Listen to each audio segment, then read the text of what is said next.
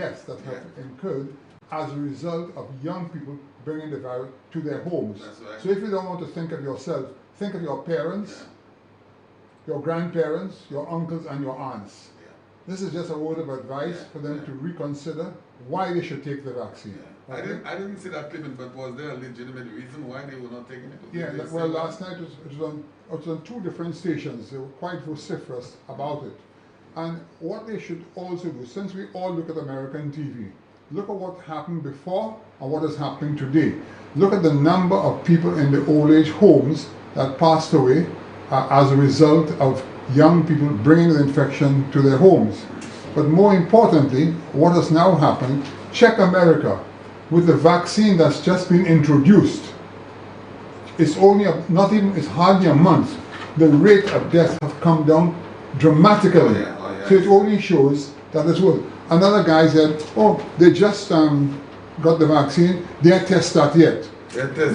Yeah, he said so last night. So what I want to say is that this thing has been being tested for the last 18 months.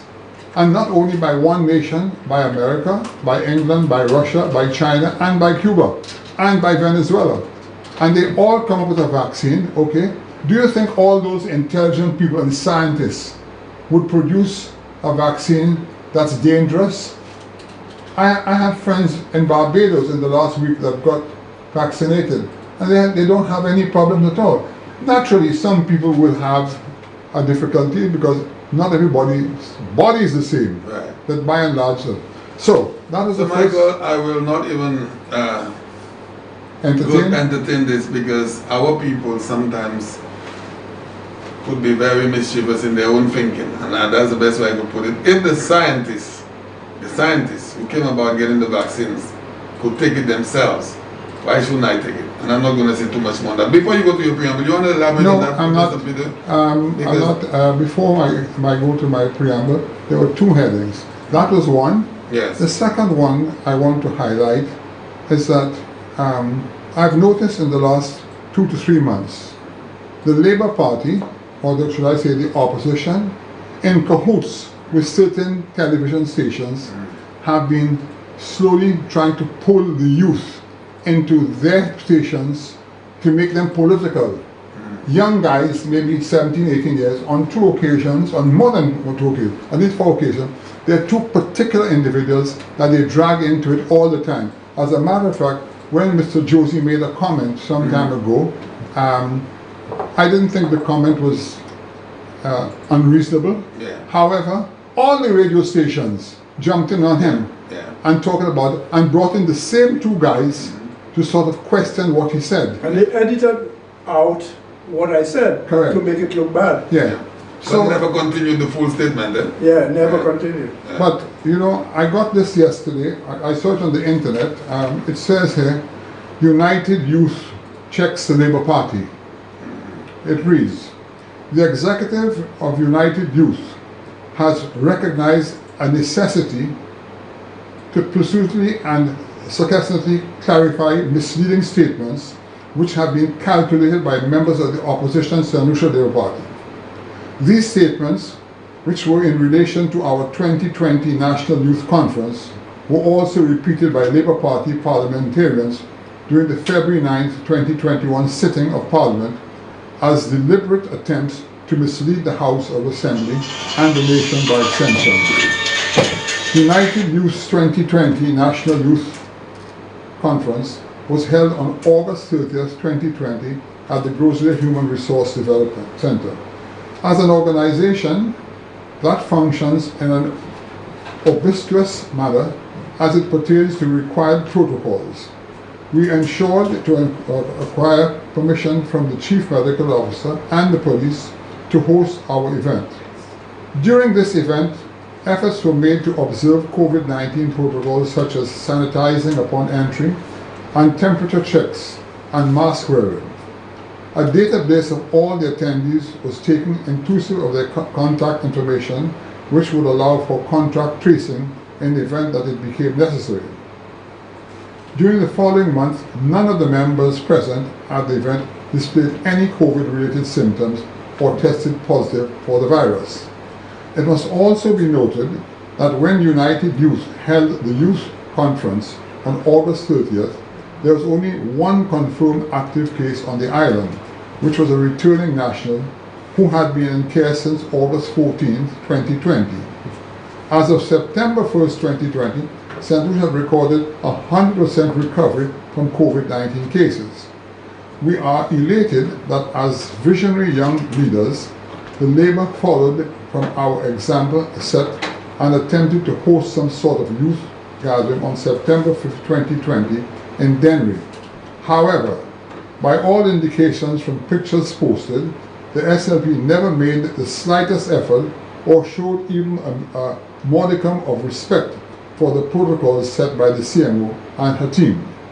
As young people, we have been disheartened by the lack of patriotism shown by the SLP and the poor support given to the government to help combat a virus which has no political preference.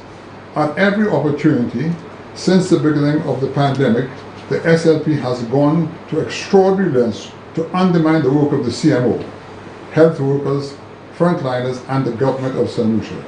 We encourage the leaders of the opposition, Philip Pierre and his political party, to stop putting politics first and join the efforts to defeat the COVID-19 virus here in St. Lucia. That's the end.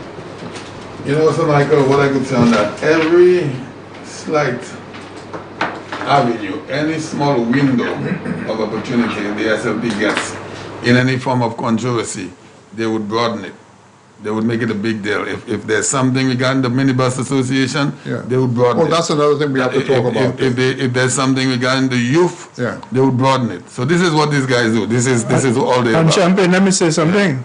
It is the duty of those who know better Yes. and who disagree and want to show the correct path forward Yeah.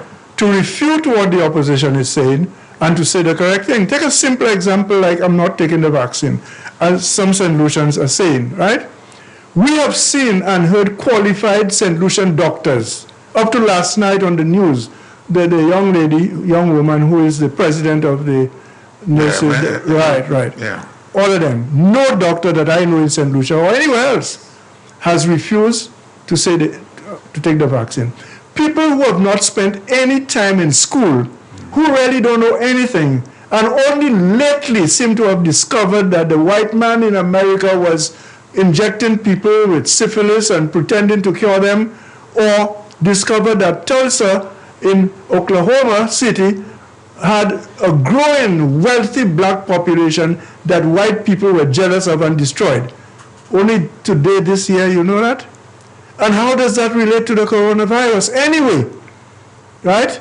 And in the Black Lives Movement in the United States, if they had not been joined by white people, that movement would never have been as potent as it was. And all the black women that are being voted into positions as mayors of major cities in the United States, can they do that without white support?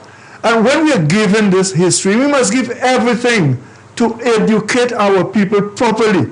We have said here before, the three of us, when that vaccine comes, we would be among the first. As a matter of fact, I've spoken to Sir Michael outside of this, and I can tell you what I told him. Sir Michael, we have to make a special arrangement, phone whoever we have to phone, so that the two of us can get this vaccine as soon as the frontline workers are done. But what is the one word that... You understand what I'm saying? Yeah, I understand. So nobody can tell me there was polio. I had vaccine twice, I think, one for smallpox and maybe one for polio or measles or one of them, right?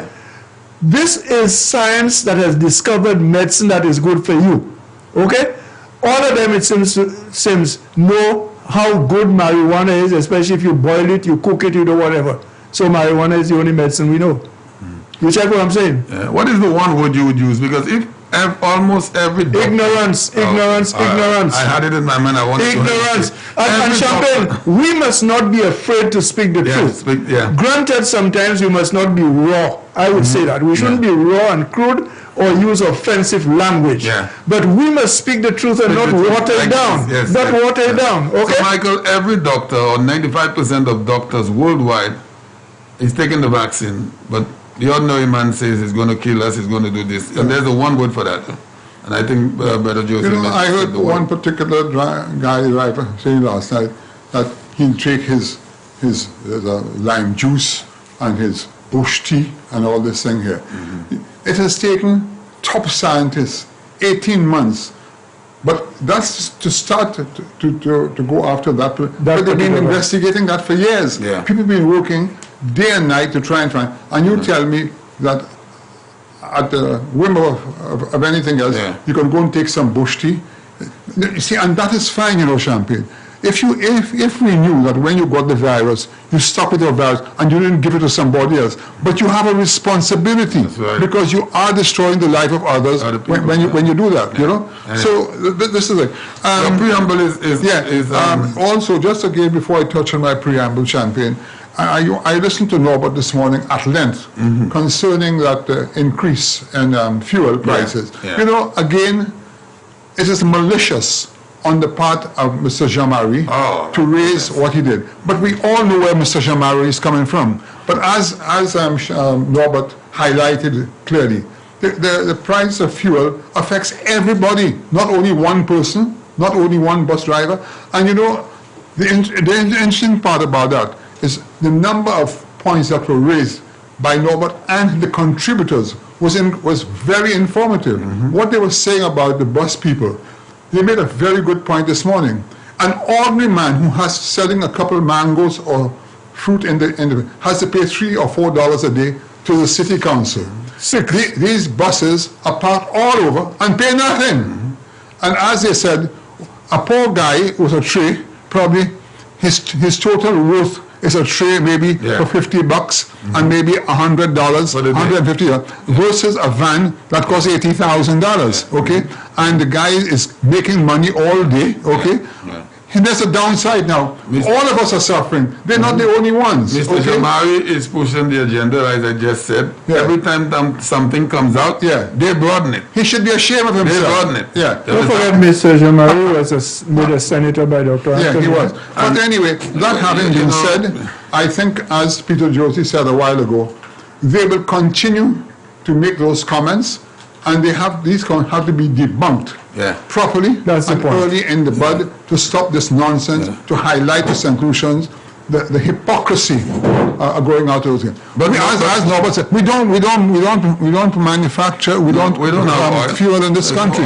It's all imported. Because if you say nothing, people will believe the lies. And I'm not. When Kenny Anthony does something good, we have to give him credit for it. Under his watch, he said every 21 days he will review the prices. And that has been going on. So what I'm trying to say, and if I'm not mistaken, when the government had put the extra $1.50, they said to the public they would not go beyond $13.95. I think that was the price, subject to correction. It has not even reached there. No. It's 13 something. And they're quick to take Dominica. It sells at $9. But what they don't understand, Dominica does not have many cars, so that's not a big income earner. St. Lucia is far more sophisticated than Dominica. St. Lucia is virtually at par with Barbados. Barbados is $20 EC a gallon. Hey, it's $13, okay? Because why do you need that extra money? Because there's a number of cars on the island, and you have to repair the roads for them. So there's a cost to that. Mr. Jamari has been in business. I remember that this fuel station when it opened up, I think it's maybe 30 years ago, if I'm not mistaken. And I know some profits has been made. If he wanted to be a great patriot, or to serve the people of this country in some form, and Norbert said it well last night, why don't you take off 25 cents on every bus driver? Not for me, not for you, not for better people. For the bus drivers. For the bus driver. So every bus driver would pull into Jamari and Sons, and every gallon you take off 25 cents. There are two quick points that needs to be made on that. I know the Jamari family. I know both mother and father. They were two decent people. I used to be very close to the father especially, very decent man. I have never heard him in any kind of politics. And I suspect it's because the way he went into business, it was John Compton who was there to assist him. The second point I wish to make very quickly is this, and you just said it, and Sir Michael just said it. if we let a lie sink into people's minds to the point where they believe it, we will be failing in our duty to the people of St. Lucia, young, old, and middle age. We have to correct every lie that comes. When Dr. Anthony was Prime Minister, the gasoline was higher for a long period. I know that there was a shortage in the world, and I give that. Yes. We have to be truthful. But by the same token, not a cent was of that money that they were making more money of gas, that is Dr. Anthony's government, not a cent of that money, not a dollar, was dedicated specifically for road construction and road repairs. Not one. That's a point we have to never forget. And the fuel prices on the world per barrel was $40. Right. And our gallon of fuel was $15.75. So that, I know we have smart people in St. Lucia, do the math. And we have to remind people, man, some of them pretending they forget. But before you go to your preamble, Sir Michael, one more thing on that. There are other gas station owners in St. Lucia, of course, right? Certainly. All the gas station owners are not Mr. Jamari. Yeah. Why is it always Mr. Jamari who speaks on behalf of that? If you want me to be raw and straightforward to you, Yeah. Mr. Jamari was an independent senator put in by the St. Lucia Labour Party. So, we So he's doing what he has to do. Exactly. Okay? And he should be careful because as a responsible individual, he's sending a very biased message. And he traveled a lot during the Yeah. time Geneva, England, during the time the Labour Party was in office. I don't know for what reason, but he traveled a lot, and I know that. And the cabal in the Castries area really meets at his place, at the little You know, restaurant there. Peter Josie mentioned Yes, something. that's right. I I know knew that. Mr. Jamari's father very well. Hard-working gentleman who built up the business, which he inherited because he didn't build the business. He found that business there by his Oh, he dad. didn't have any money in Certainly not. No, I'm just saying. The father built it. I think the father used to work at MNCs, I think Yeah. so, for a very long time. Hard-working gentleman. But the question I was asking, from when it was built, Mr. Yeah, Jamari didn't build that. That boy was at school. He was at school. That was inherited by his father, inherited right. from his father. Okay. But anyway, I don't want to go into the man's let's- details let's- because let's leave that alone. many of us inherit little businesses That is right. and we improve upon it. And Yeah. I will say that Mr. Jamari runs a nice, clean gas station and so Yes, forth. yes, yes. But I by wish- the same token, he has to, whether it's the Labour Party or the United Workers' Party in power, we all have to live. And the people have chosen a government. That's right. One thing, Champagne, if this government doesn't perform the way the people want, They're gonna get out rid the of them. door. That's exactly what they did in It's pure and 2016. simple. Yes. So, People Michael, yes. have you ever thought that maybe Mr. Jamari wants to replace Philip Pierre and become Prime Minister? Well, I wouldn't go that far, but maybe. You So, never know. So St. Lucia. So we're not going to touch on the voice here, then we're going to go to Yeah, your well, preamble. let's Because for give the first them- yeah. time in Yeah. weeks, I need to ring the bell for the Voice newspaper. Yeah. Because for the last 2 weeks or 3 weeks, we have been seeing the front page and not too much of a good heading. Very negative. Yes, and this morning, I want to read what's on the front page here. It says, COVID-19 vaccines rollout begins today. Yeah. I want to show And you also, St. Lucia. Champagne, I think you This need them is to the give them Voice some newspaper. credit on highlighting to that this is the most extensive and expensive bridge Yes. ever built in St. Lucia. Yes. And they have found the time, though on page 5, but it's still there. And that Also on the Voice newspaper, St. Lucia, it says, five. work begins on EC. EC 37 million cul-de-sac bridge. And that is on page 5. I still need to ring the bell on behalf of the Voice newspaper, and I would urge St. Lucians to go out and purchase one today. I'm doing an ad for the Voice newspaper. Go out and purchase a paper today. So you give them a little pass. I give them a pass mark because the last couple of weeks it has not been good at all. So I like what's happening here this morning. One more time for the bell. Okay. So, St. Lucia, let me start my preamble and let me just advise St. Lucians. One of the areas I'm going to be focusing firmly on this morning is, again, I listened to a particular show host about a week ago who gave a breakdown on television of all the monies that government received from the IMF and the World Bank, which should have been distributed for social services or to help the poor in St. Lucia. Yeah. Okay? And making it appear that the government has taken all this money and spent it otherwise. My goodness. I have decided to take some time and go into detail all the areas that government have spent millions of dollars. Yes. And I would like that same gentleman to go back again and check with the various ministries and the Ministry of Health to find out how much was spent and come back to the public and say, I'm sorry for what I said. Okay. Yeah. So, we start. Today, government is in the throes of rolling out the vaccines to all frontline officers who have handled the ongoing challenges eloquently over the last several months, especially since the spiral of the virus. It is worrisome when we hear some individuals indicate that they are not inclined to accept the vaccine for no specific reason, not realizing that individuals with underlying conditions remain at risk. But more importantly, when they become critically ill, our frontline nurses and doctors then have to bear the brunt of attending to them. Hopefully, as the days and weeks approach, better sense will prevail and the skeptics will act intelligently. Information at hand clearly shows that after 1/3 of the population in both the US and UK were vaccinated, a noticeable reduction in getting infected and deaths decreased substantially. So the evidence is there. The two individuals who received much publicity by some TV stations airing their adverse comments regarding the curfew and its protocol. Let me just explain to the public what I'm trying to say. There were two individuals last week.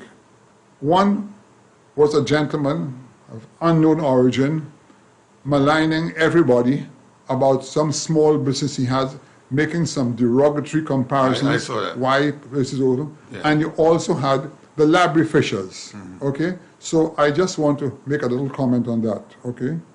Information at hand clearly shows that the two individuals who received much publicity on all the radio stations, when there are more important things, these are the things that they found to highlight over and over and over. That's all they have. Yeah.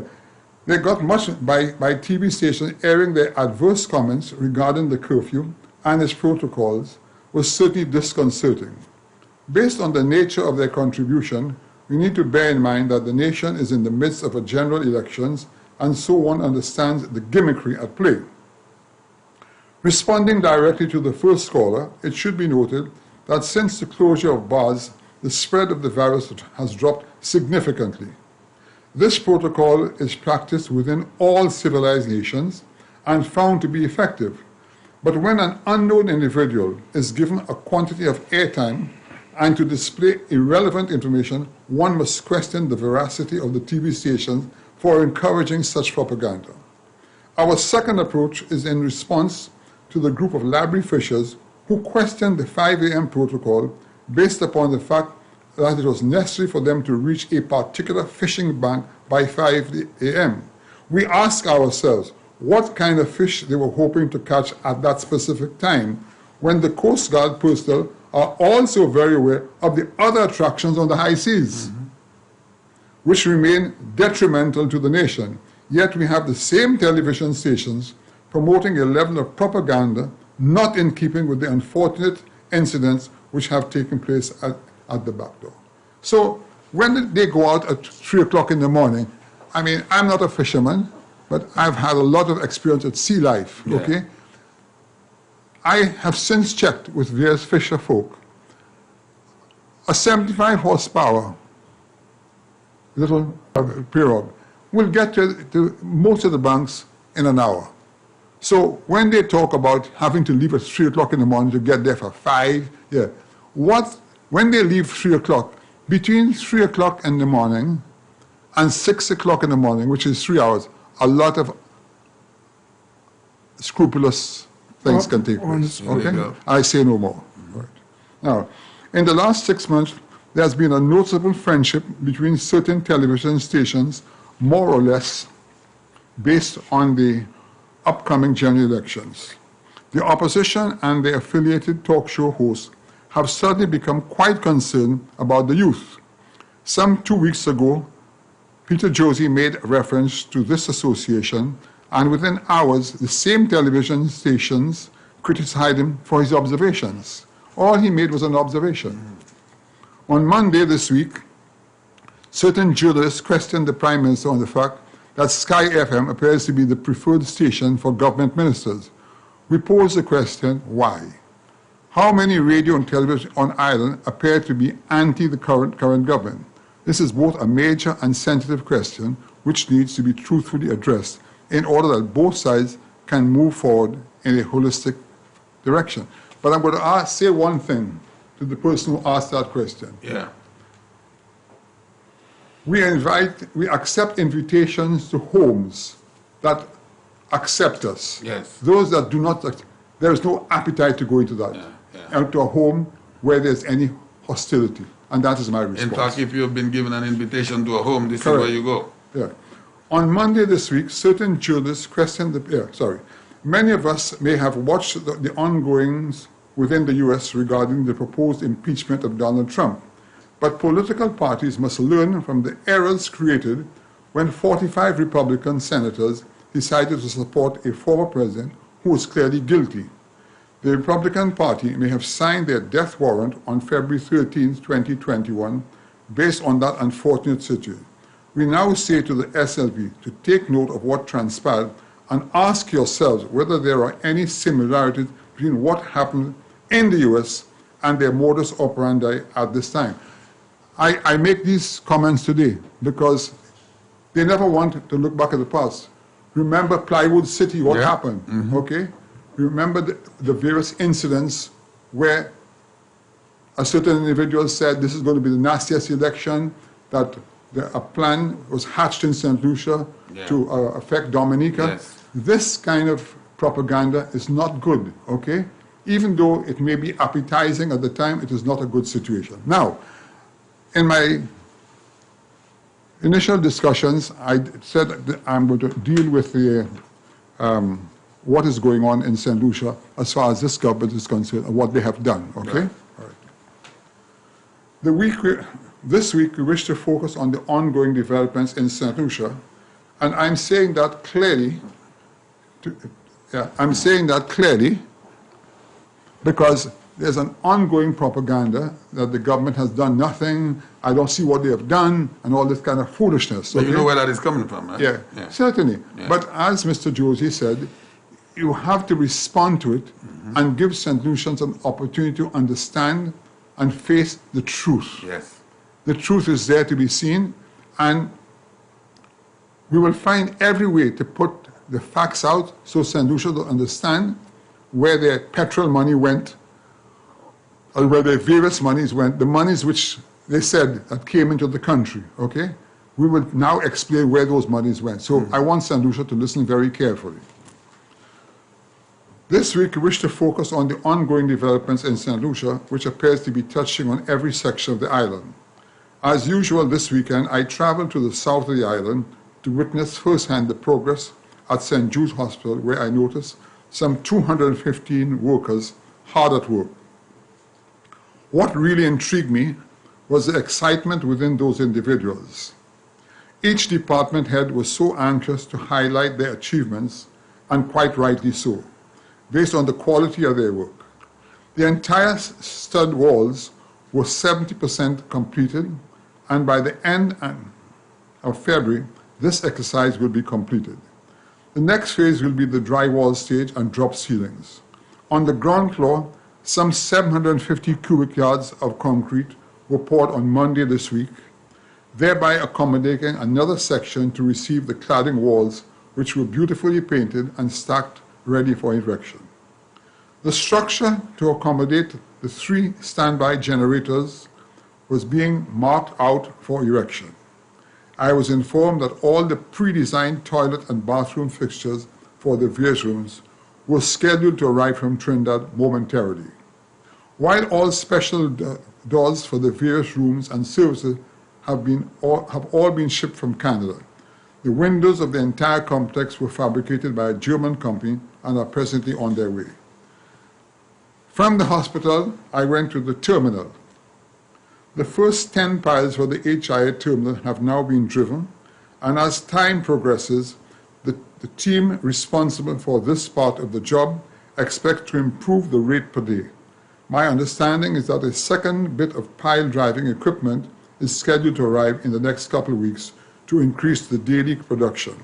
At the north of this site, a new entrance road is being constructed as a backdoor facility for the terminal.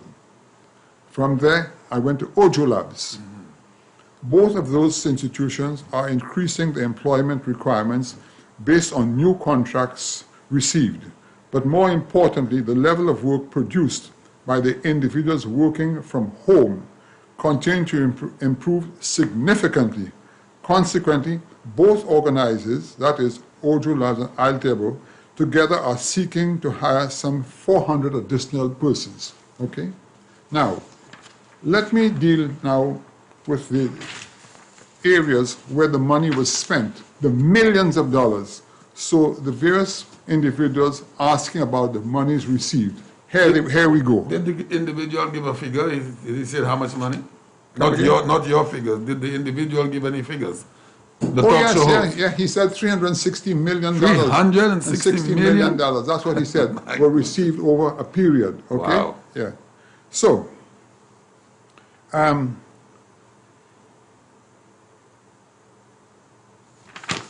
yeah.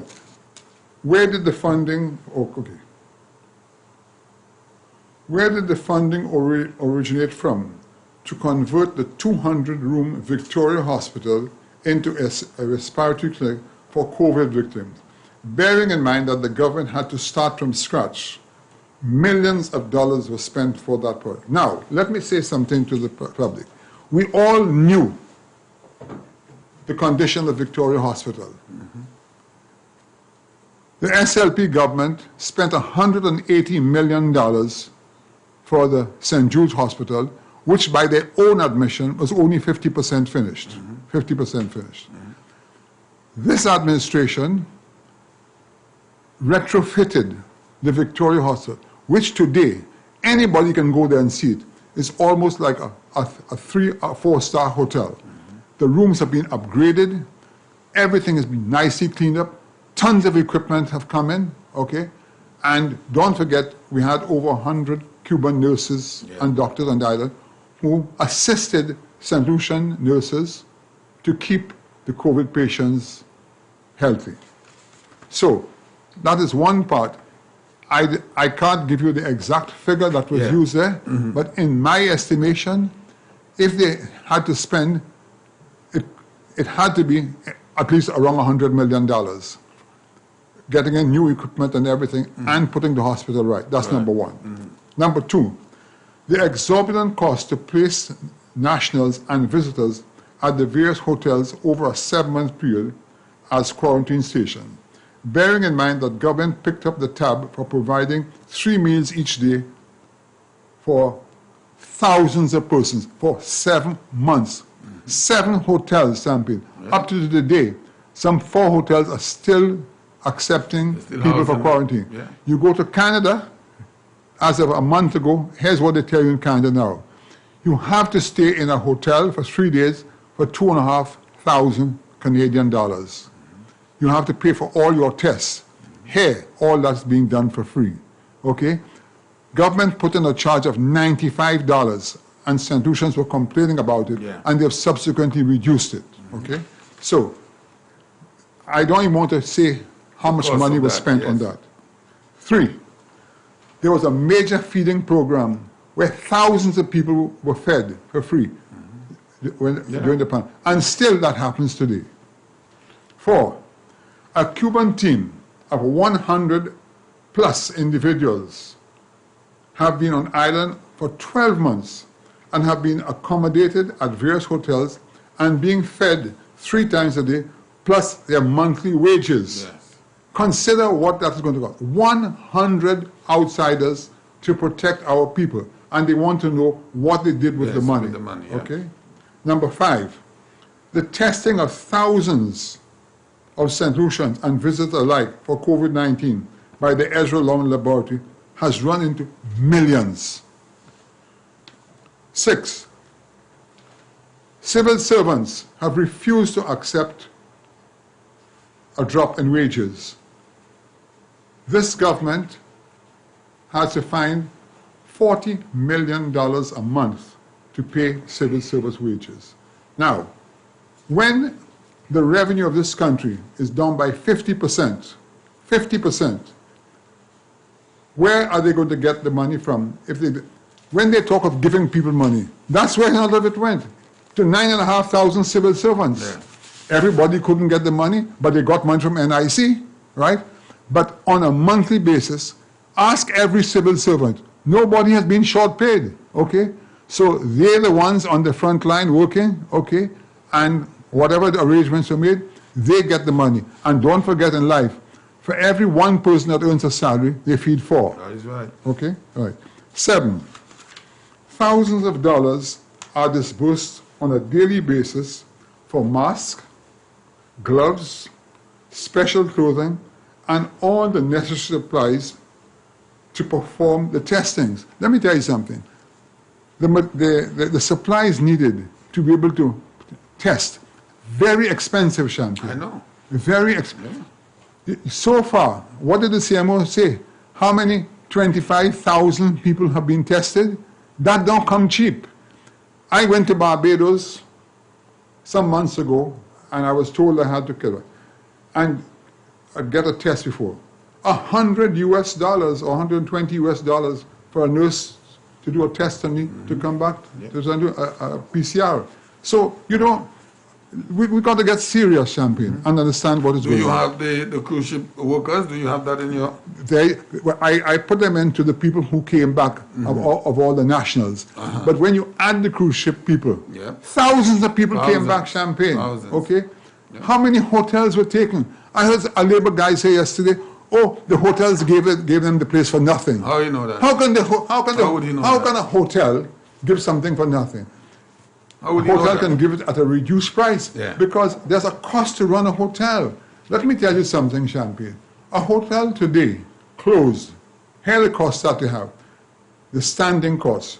You have to have the pool going. Yeah. You have to Maintenance. have the insurance on the company. You have maintenance. You have to have a skeleton staff, right? Let me tell you The something. electricity bills are still there, the water bills On a are still small 100-room hotel, Champagne, you're looking at easily $300,000-400,000 a month. The expenditure? Yeah. Wow. Let me tell you something. Prior to Mr. Stewart's passing on, he called me about 7-8 months ago, before he passed away. there. Yeah. He said, Shas, you know how much I have spent so far on maintaining my hotels for the areas I just mentioned? $350 million US. Okay? almost $1 billion So, in you know, sleep. people have to understand that. When I hear this young man talking about, oh, the hotels are open and making money. Making what money? Let me tell you something. When you open a hotel and you're still not meeting your... Yeah. You're in trouble. If you don't have I'm a not full going to of- call names. There's a particular hotel up north, one of the most beautiful hotels in St. Lucia on the north of the island, okay? And the owner said the amount of money he has lost because twice he had to open and close, paying people all sort of, I'm talking of the visitors who came in and didn't get what they wanted. They claimed a refund. Yeah. It's rough business. Yes, it is. It's a rough business. It is. And I think we have to understand that and send the right message to St. Lucia because we are set of dreamers, some of us. Yeah. And But- what they do, they use a mouthpiece of some jokers. Yes, they And, don't know and there's anything certain about what they say. stations that keep repeating this thing over and over and over. The And we are here setup- to debunk that. The setup at the Hirano airport, that mini Precisely. hospital, that took a lot of money to set A up. lot of money. And you have people working, there's a staff every Correct. single Yeah. day. Let me tell you something. It's like an open tap champagne. It's a lot of money going out. A lot. I have some lot of other money. points to make, but I'll allow Mr. Josie to go ahead. Yeah, but people that don't know any better, the hotels gave it for free. The hotel owners gave up the hotels for free. That's what he was saying. Yeah, yeah, yeah. Can you believe it? How can you do that? You know? Anyway, over to you, Mr. Josie. Yeah, thank you, Champagne, and good morning again, listeners. I have a very simple thing to say this morning in support of what Sir Michael just said.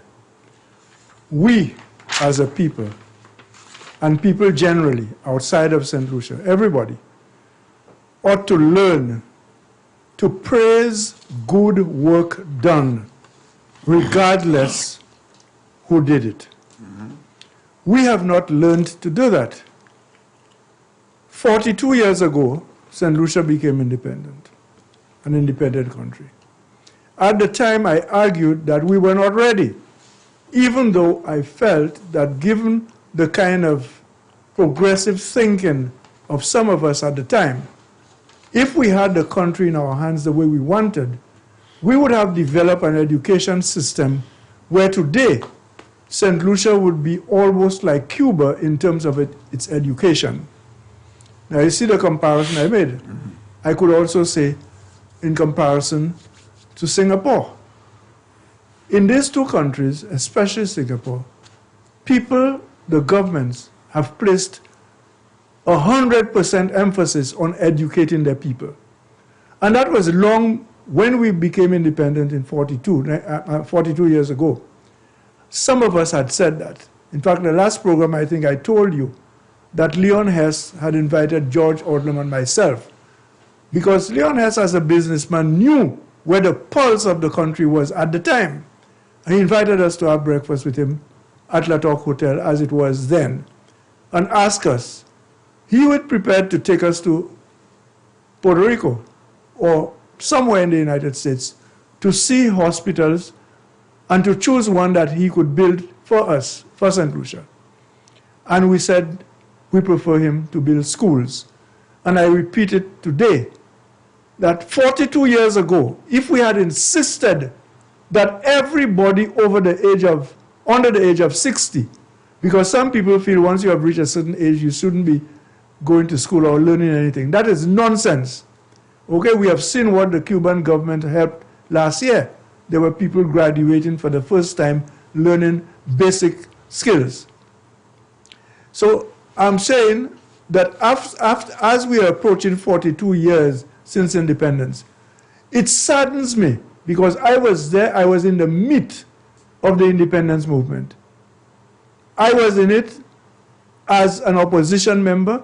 I was in it as a forum member, advising people and developing their minds, developing pride in themselves. And that is the first and best education of all, to know who you are, and then to take that knowledge that God has blessed you with and let the school system open up your minds. So it saddens me, Champagne and listeners, when I heard a garbage, and that is what we have to call it, rubbish being spoken on by some people on the road about the coronavirus. It is something to protect your health. It looked like a whole nation, a sub-nation within the nation of St. Lucia has decided that they're not taking it, or because black people were mistreated by white people in America, they kill them with diseases, etc., etc. That happened. So what are you going to do? You know the number of Americans, black Americans, who have moved out of that, who have done well, and who was voted a black American president? Whoever thought 42 years ago that there would ever be a black president in the United States?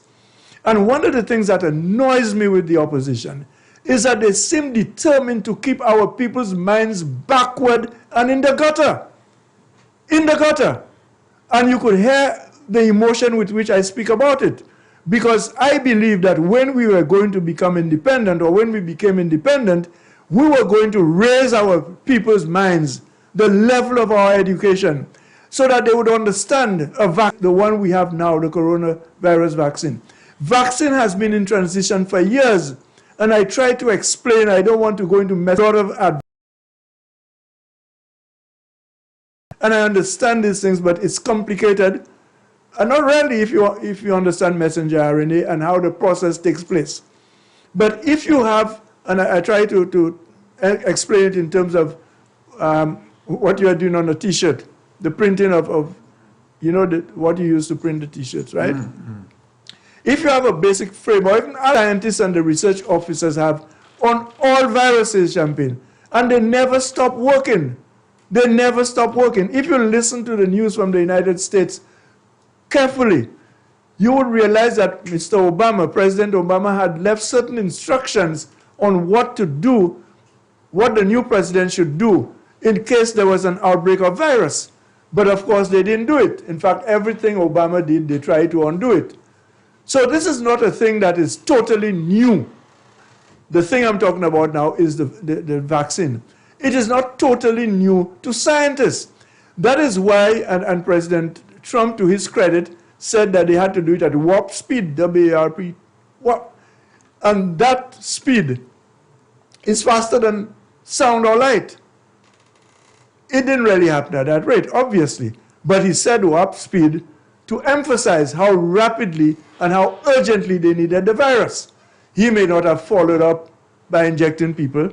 All it proved is that they were determined, the American president and the American people seemed to be determined, the scientists, to get a vaccine as quickly as possible, because that coronavirus was the worst they had seen in over 100 years.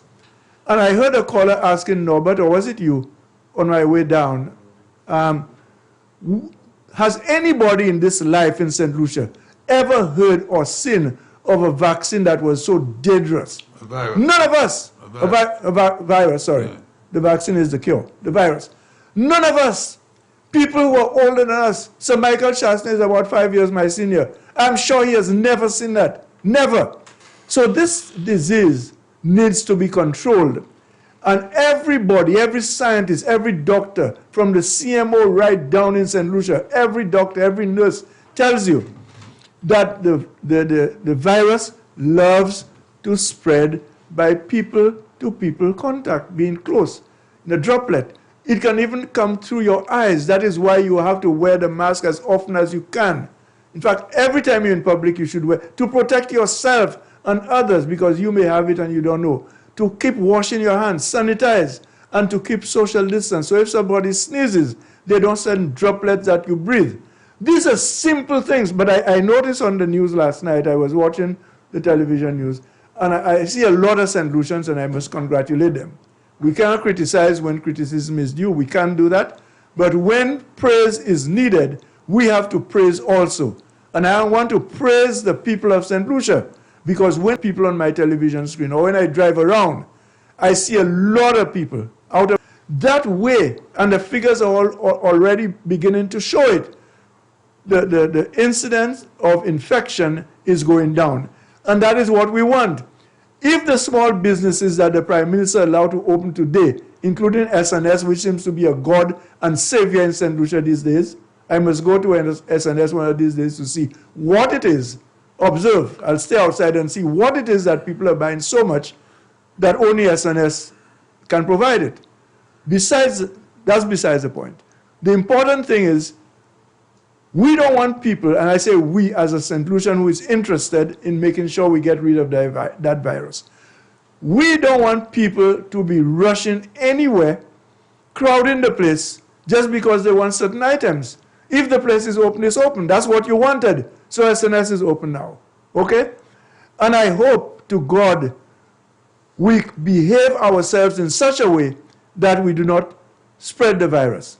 And as I said, we have to praise good work done regardless of who did it. And Sir Michael Chasney has given evidence every time he comes here, he speaks about it, of all the good work this government is doing. And even though you are blind, you can feel it, because blind doesn't mean that you are dead. Sometimes blind people can feel and hear. Not sometimes, most often, a blind person, a person who is impaired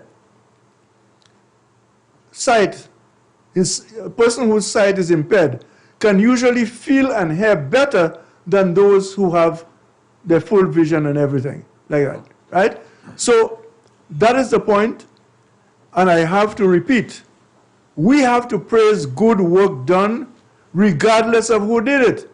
And you have to be a person who is totally not alive to feel or to hear that the Prime Minister is not doing a good job, and of course with his ministers, because he cannot do it alone. The Prime Minister is one person. He has a team with him.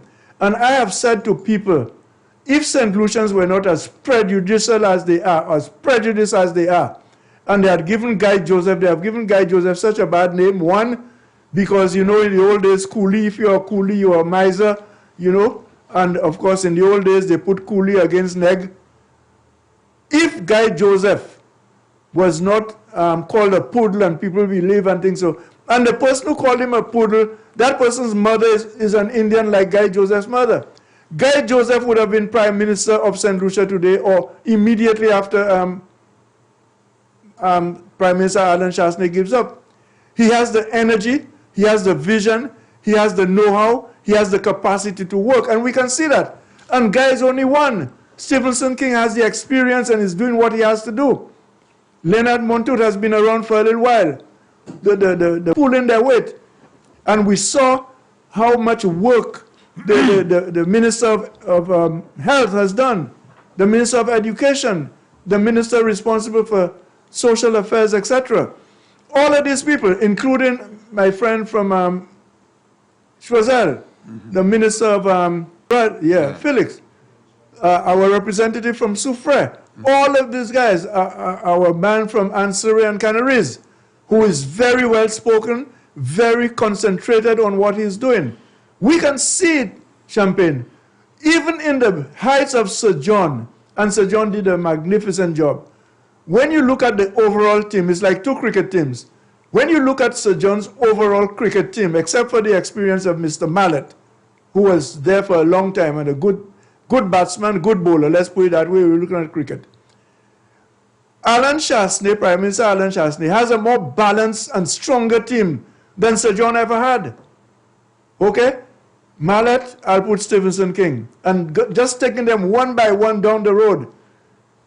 If you compare the two teams, Sir John at his best in government with him, and Alan Chastanet, with all the people around him today, I would say from all my political and cricketing experience that Alan Chastanet has a far better team than Sir John has. And he's performing like a person who has a better team. And that is what I want to say for now. Yeah. As the discussion continues, I will say other things because I want to say... I want to elaborate a little bit on SNS because you asked the question, what is there so much? First of all, SNS is a very inexpensive variety store, and a lot of St. Lucians go there because of the prices. And most of the, I'm not making a commercial for SNS, most of the items at SNS is very reasonable, and I think it has a good quality.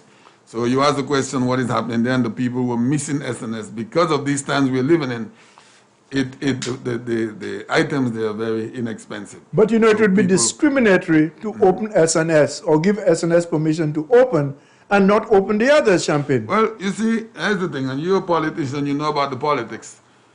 The event of the day, the eventuality of the day, the people is the one that comes into the equation. And you always have to listen to the voices of the people, not in a bad way. If you see it's going to endanger the people's lives, then you say, okay, we're not going to be able to do that.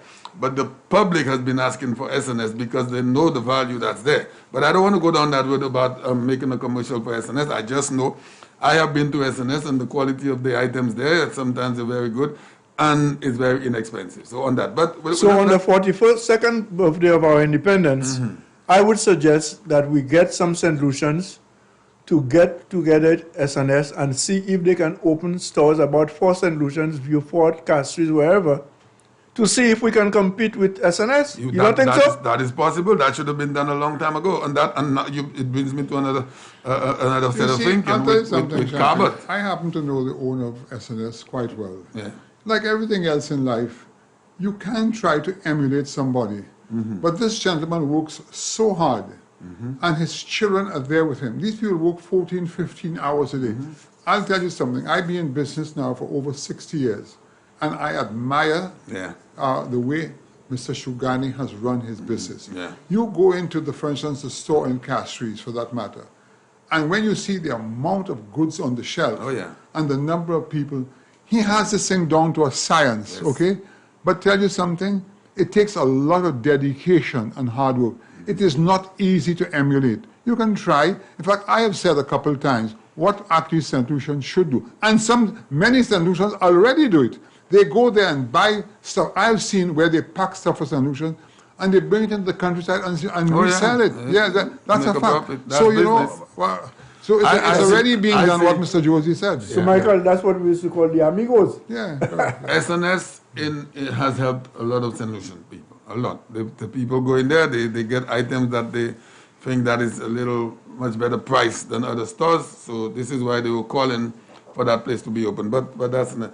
I want to stay on the vaccine issue, the administering of the vaccine today. Even as we speak, I'm understanding that the frontline workers are going to be vaccinated today. They probably started They already. probably had already got started because I think it was supposed to be at 10:30.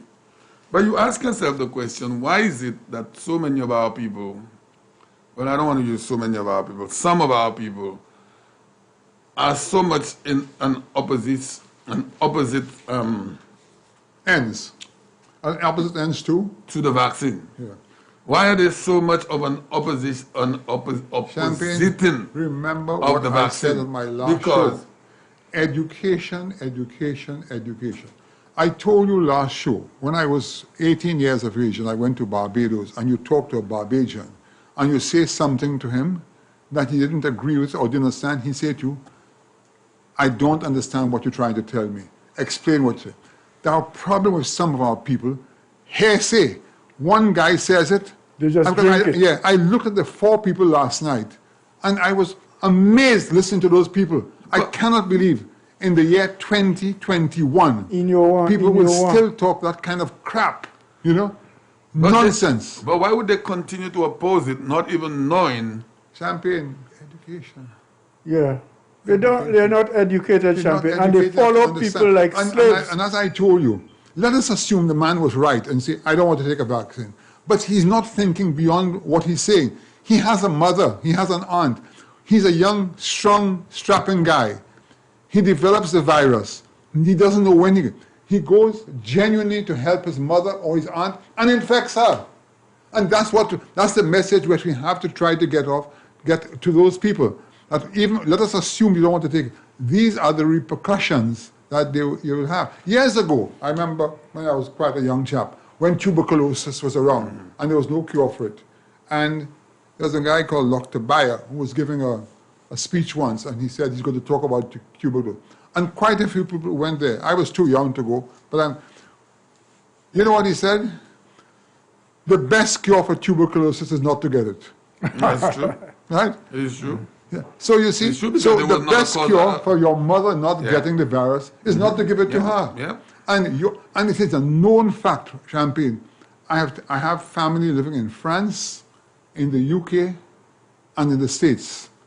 All these countries, and they have told me the same thing, that you're not going to stop those young kids from going out, and they come back and I come to hold granny, bam, they give it to her. That's the problem. But with all of the explanations Yeah. done by the CMO and the doctors here Yeah.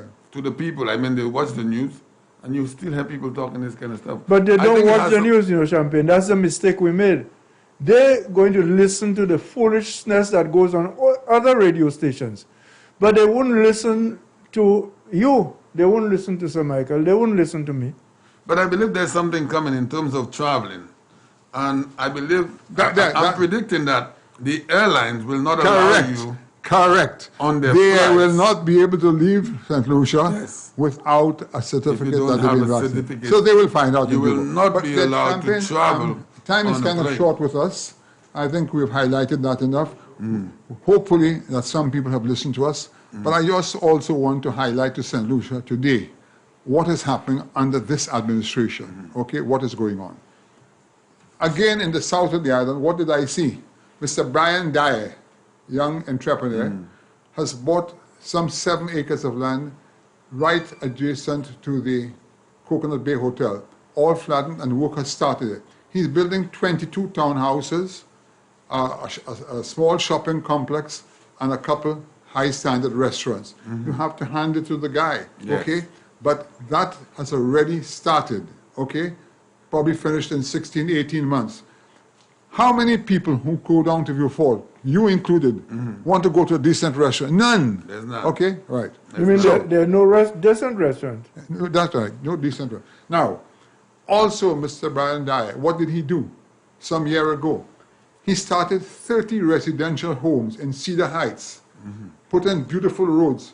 I was talking to a subcontractor of it. He said, Mr. Chasney, within 7 months, every spot was sold, and already 5 beautiful homes have started. So that's like a new Rodney Heights Yes. in Vieux Fort, in Cedar Heights. I know the place You know the very well. place, okay? Then, when you drive along, remember where the Skyway Hotel was? Okay, what is there today?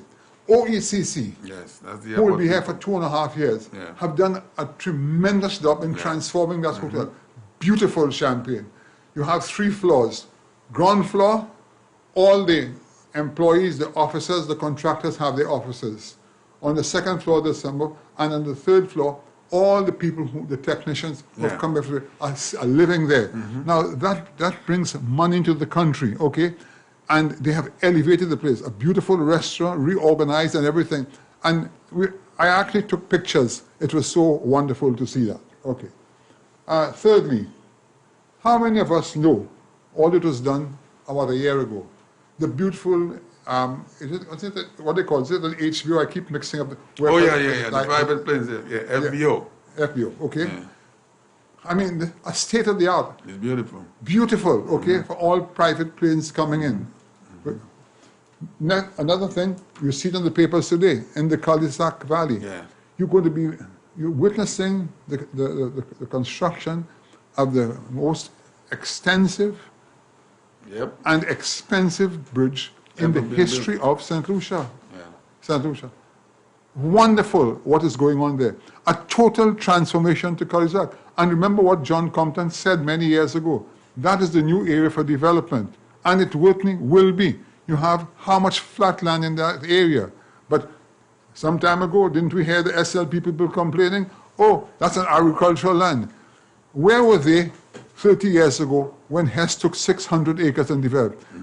How many of us know that the land in Cul-de-sac is not the best for agriculture because a lot of salt water infiltrates there and creates the soil content. Yeah. It can be done, but we have other beautiful lands. So this is a nice flat area, 10 minutes from Castries. And it took a beating with a lot of chemicals during the banana days. Correct, yeah. Yeah. Then, the other thing, you have, look at what's happening right in Castries over last week. They were doing all the soil tests for the police headquarters and the Hall of Justice. All the soil tests have been completed, the borings now, and they have gone to, sent into the DCA for approval. As soon as that goes, you have a project starting there. Can you imagine when you can walk at the back and you see such a beautiful facility, how it raises the caliber in St. Lucia of the real estate? Then,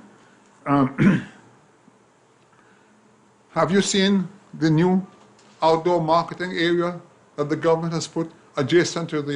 the fire station. Yeah, the fire station there. It's coming on absolutely really beautiful, really pretty. Okay? Yeah. And you have... I would love to manage that. You have spots for about 50 different people. Yeah. The center will be parking, and everybody will be programmed around, and not what you see now at the Dyer Mall, that confusion. Okay? So, Michael, let's hope it stays the way it is designed to be. It will be, because I understand they have put a manager in charge to ensure that they just don't go and drive everywhere and do all this kind of thing. I would love to see that.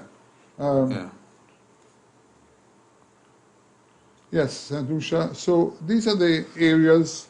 I want to take before I go over to Mr. Peter, I want to go down the road there with the former Prime Minister, because we all know what transpired with Grindberg, with our seabed.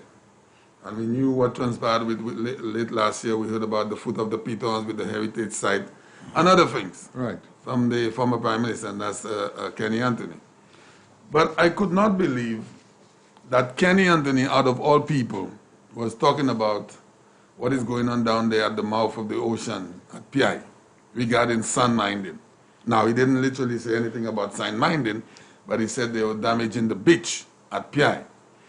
I mean, how smart could one be? I mean, on a PhD, sometimes a bachelor's or a master's degree doesn't make you a very smart individual.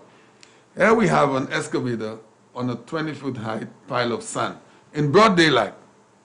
I mean, if someone was going to do some sand mining, you think that individual would take a huge excavator, putting on at least a 20-foot pile of sand in broad daylight in the open for everybody to see. I mean, couldn't the gentleman figure out, before he put this thing on his page, figure out, you know what, no one would do that in broad daylight, and they wouldn't have that huge excavator doing some sand mining. They're probably cleaning the mouth of the beach, or taking off the sand, or desilting the mouth of the beach. I mean, when I saw that thing, I couldn't believe that was a former Prime Minister. And the sad part? Only last week you had all this controversy where they were actually sand mining in Labrie Village, and when the government took action to stop it, what did you have? Massive criticism. I mean, come on. I mean, you don't have to listen to me. Listen to me. This is an individual, in my mind, who has not been the best when it comes to these kinds of things. We know about Jack Weinberg. And we know about the heritage site down there at the foot of the Pitons. We know about Ochomel.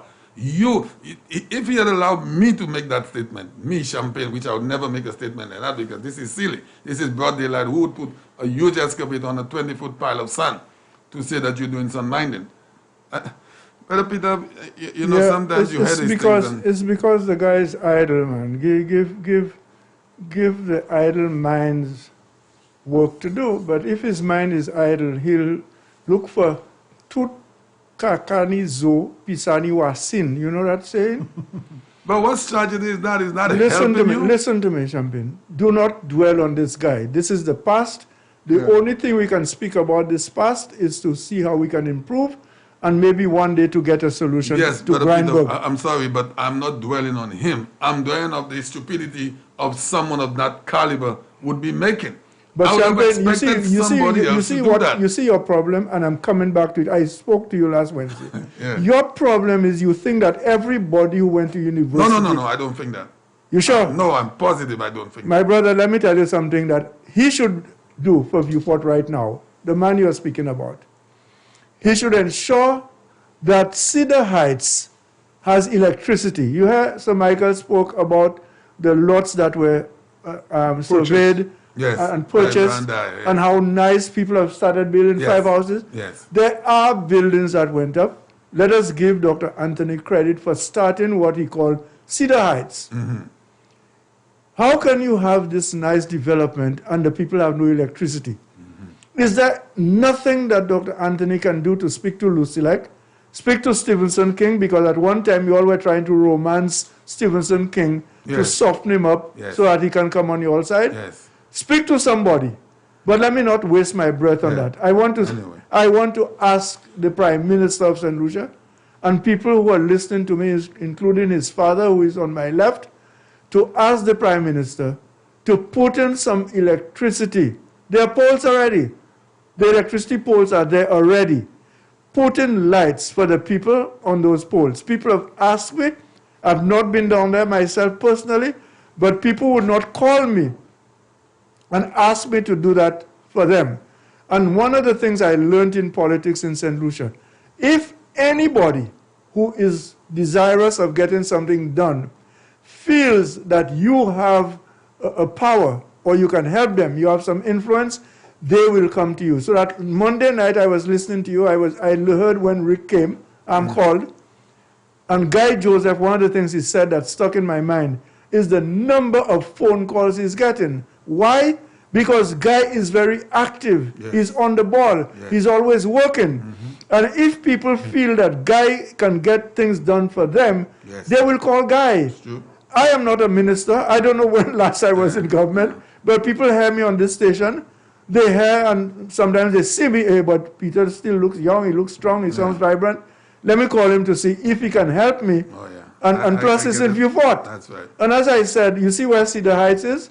If you turn half a mile towards the northeast, my grandmother's house is still there, and my grandfather's house. So we have, gentlemen, today we will be doing an extra half an hour of extra time because we started a little late because we have to take the phone calls. So you see, I'm making an appeal to Prime Minister Aaron Shastny. I almost said my Prime Minister, but he's not my Prime Minister. He's St. Lucia's Prime Minister, okay? And I'm appealing to him, please, send somebody up Cedars Heights in Viewport and put some electricity lamps, put some lights.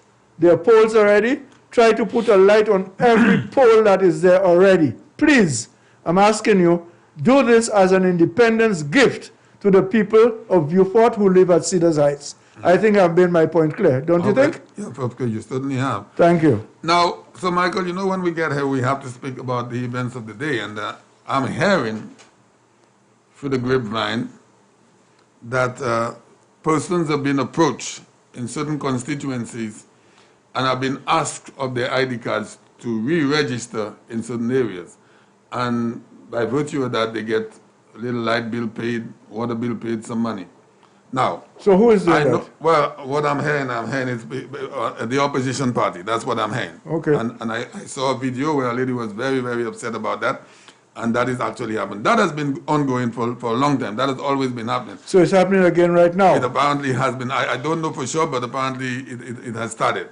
Because the SLP or the Labour Party will do anything to try to get some advance, to get a little mileage on anything, because they're desperate. They have realized that there's no chance for them with the upcoming election, so they will do anything. Why do our people continue to get trapped with this thing? Is it because of money? Is it because they're poor, if you want to use that word? Is it because they are fooled? What do you think it is? Champagne, I'll be honest with you, I can't answer the question. I personally can't answer the question. Why? Wow. I did not hear about it. When I leave the station, I will make some inquiries, and then maybe at my next show, I'll be able to respond to you. Yeah. But here's something that you also must say, Champagne. In fact, I made a mental note to say it. And that is, in the banana issue of 40 years ago, or less than 40 years ago, maybe 30 years ago, you remember the thing you used to have the most? Oh, the government owes us money. They're not paying us. GIS is owing us. The SLBGA is owing us. They're not giving us. They're telling people, that was the Labour Party and their friends in the, how you used to call them, the Banana Salvation Committee. Once people are told, man, the government is owing you, this one is owing you, they have money for you. You haven't worked for the money. You barely sell bananas. You're not going to ask them how much money they owe. But once the people are told that the government is owing them money, somehow they feel that something is coming. And the long thing you read there about the number of things that the government has done, Sir Michael, with that money they're supposed to get allegedly received. This is what we have to do to debunk the nonsense that is being spoken. No, I just got some information. Gouvernement joue de l'argent. Yo pa abe nou l'argent. Give me. Ou pa travay pour l'argent. Ou te voye gouvernement travay ba ou. I'm just getting some information regarding the vaccines. Yeah. And they say even as we speak, it's ongoing on NTN. So those of you who'd like to see what's happening in regards to the vaccine, it is on NTN. And someone said, Champagne maybe just took a vaccine and let the nation know. Oh, I'm jealous of Mary. The Minister of Health just got vaccinated Oh, Mary. a few minutes ago. I'm jealous of Mary Isaac. I'm jealous. And someone said, I just got witness that the frontline workers have been vaccinated, including Dr. King. Oh, Someone just well, I sent knew that Dr. text message, King can talk whatever he wants, Again. but Dr. King is not stupid. But I'm jealous of my political friend, man. I'm not jealous of the doctors because the doctors. As a past minister, you're entitled to go and get your. I must speak to the people. No, seriously. We want to stay on this thing there because elections. But listen to me. Let me use the opportunity to make a campaign, man. Yes. Elections have always been stolen in all countries of the world, not all, but some countries of the world. And I think we have a law stating that you could re-register, but you have to be living in the area 6 months. And also it says that you have to have some form of a utility bill to state or to show that you have been living in that area. For at least 6 months. For at least 6 months. Yeah. Now, listen, it has happened before in St. Lucia, and I know of a particular election, I'm not going to give the year, where 200 plus persons were re-registered in a space of a month, from one constituency to another constituency. And it gave the candidate at the time an advantage. And had that not been done, the candidate would have lost that seat. So while you are speaking, the opposition is trying to steal the election. Well, I didn't say that.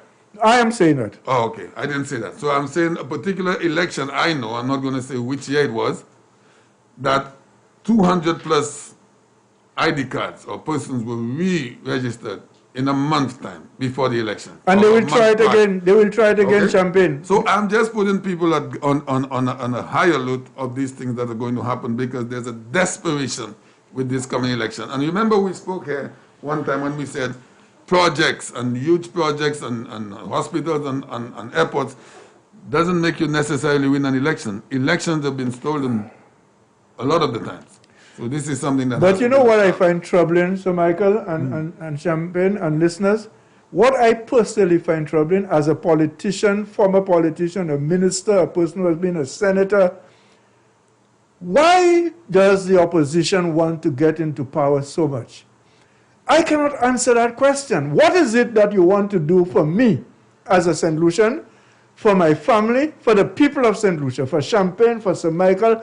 What is it the opposition wants to do for us? I can answer that. That is not being done by the present I government. can answer that. Answer for me, please, Sir The Michael. answer is, it's not going to do anything for you. For For themselves. themselves. They're looking for a job. Oh, so Sir Michael, hold on. I've been you. asking the wrong question. Thank you very much. Thank you very much. Oh my God, thank you. Excuse me, sir. prestige. Just a bit. Yeah. So Michael, Yeah. I've never said thank you in public to you, right? Yeah. This is a public forum. Okay. So I've been asked, I'm saying, what is it these guys want to do for me? As a former politician, you would think they would be sympathetic. Anyway. No, So but they're trying to help themselves. This is serious. This okay. is serious. I got and, it. And we don't want to sit here I got it. and blame anyone in the electoral department, stating that if this thing is happening, I'm not calling out anyone. Yeah. But if there's any form of illegalities going on regarding people's ID card, because this is a property of the government, the ID card belongs to the government. And if persons are going out to various I hope areas, the UWP candidates are listening and hearing. the news is out there, and someone called me about it, and until that I saw a video about a lady in the Denby South areas talking about people who were asked to bring their ID cards, and they're going to in return get light bills paid or water bills paid and all that kind of stuff. So this is something that is serious. The government need to look, or the authorities need to look into this thing Okay. seriously. And if anybody in the Ministry of Health is listening, please tell the minister that Peter Josie is going to call her this afternoon or tomorrow morning, so I can see if she can help me to get my vaccine as soon as first phase is over. Well, we didn't do too much today because we had the preamble, so we might open up the phone lines because today we want to talk a little bit about the vaccines, I think so. people being vaccinated. Especially now as it's being rolled out. Yes, And to so- encourage people, guys, listen, it's better to get the vaccine and be 50% protected than not to get it and to contract the coronavirus. Yeah. All right, I Senator, can't say it any clearer. so you could call us now. We're going to open up the phone lines if you want to pose a question to my guest here, 4560931. If you want to call us on WhatsApp, Wow. it is 4850931, but we're having a slight issue with our WhatsApp line. A beautiful morning to you. Hello. Morning, gentlemen. Good morning, All sir. right, good morning. Something, that thing that is going on in Denry, no, in Denry South, Yeah. for all you know, it may not be there alone. Ah, great. That's true. What thing? In regards to the ID cards. The registration The of what- re-registration. what I saw on Facebook, Yes. Oh. it may not be there alone. And I don't think it is there alone. Okay. Because last election it happened. In a particular constituency, it happened. Okay? And in that same constituency, people who have voted at a polling station for years, for how many elections, they didn't want, was found fast. They couldn't vote in the constituency anymore. So, Kola, whose responsibility it is to make sure this thing doesn't happen? Isn't it the electoral department?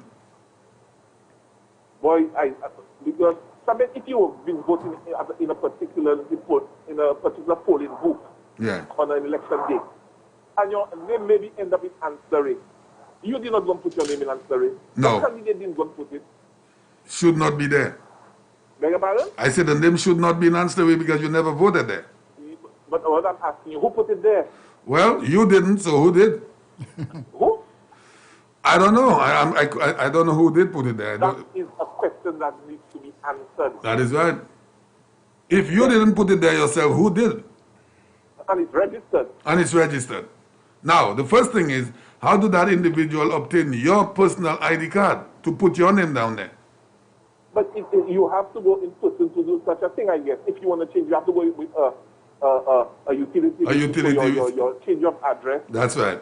to proof of change of address. And you have to reside in the area for 6 months at least. So what I'm saying is there is a lot that needs to be looked into. Do not take this coming election lightly. This is No. serious stuff. You remember the last election was what it was? It was between the Labour Party and who? The Shasnays. And the Shasnays, yeah. But who made the Shasnays goodwill ambassador? Oh, the Labour Party. Okay. You see, the thing is something. You see, when you on their side, Everything is all well good. and good. Yes. the moment maybe you drift away, you're the worst enemy. You become the devil. If you converted to them, you become good. Remember Von Louis. Remember the guy who was brought to court to pay money that he defrauded the state? Mm-hmm. Where is he now? He's all well and good. That's right. He has become an angel. You have to, that is desperation, my brother. Yes. That is desperation. Yes.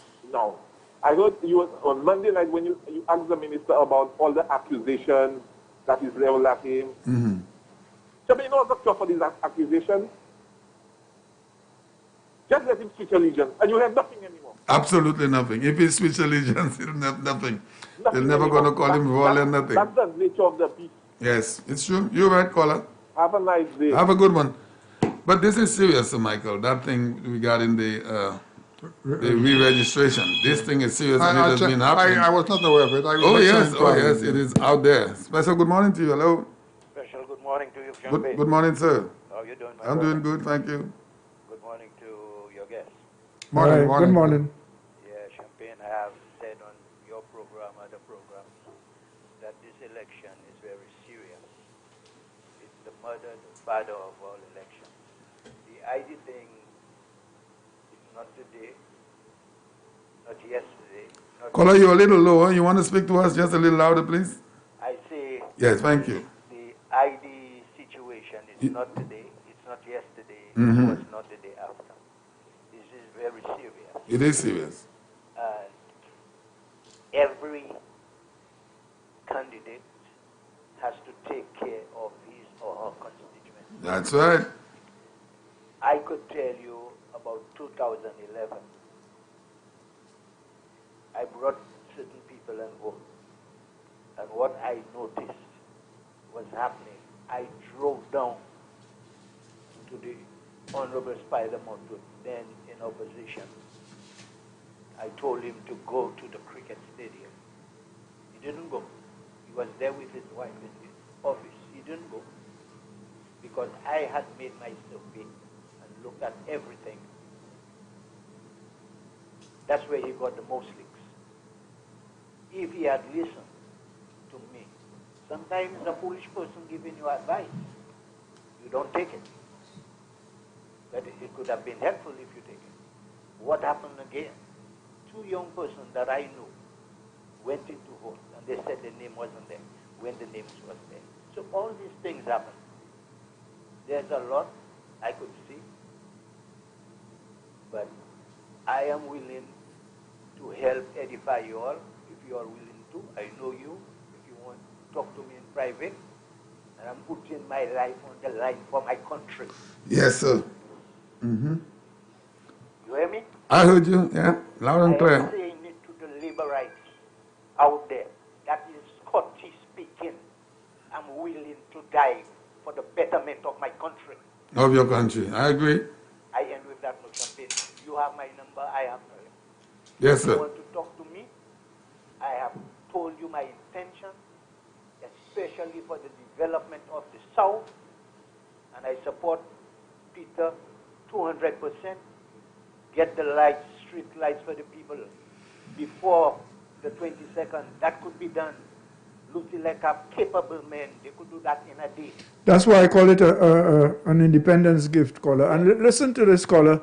In 1974, when I contested my first general elections as a candidate for the Marchand or Castries East seat, I had an experience which I'll never forget.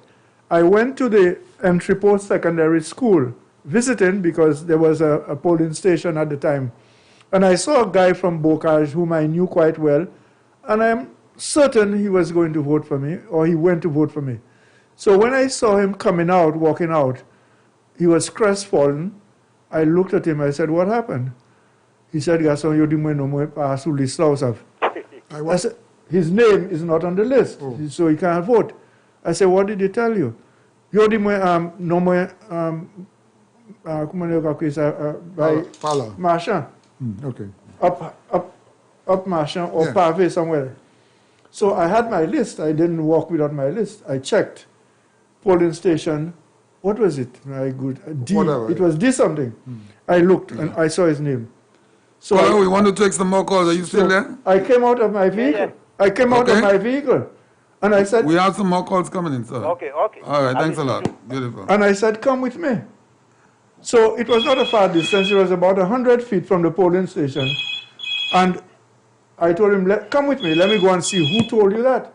Hold on. I discovered that it was an agent Hello? of my opponent, okay, who Hello? had told him that, and she was a little distance away. Okay, thanks a lot. So I said, let me tell you something. Okay.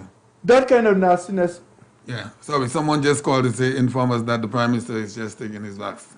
very good. So Okay. he has Yeah. been vaccinated at this time. Hello, good morning. Yes, Champagne. Good morning, sir. That's what I just called it to say. My PM is at the...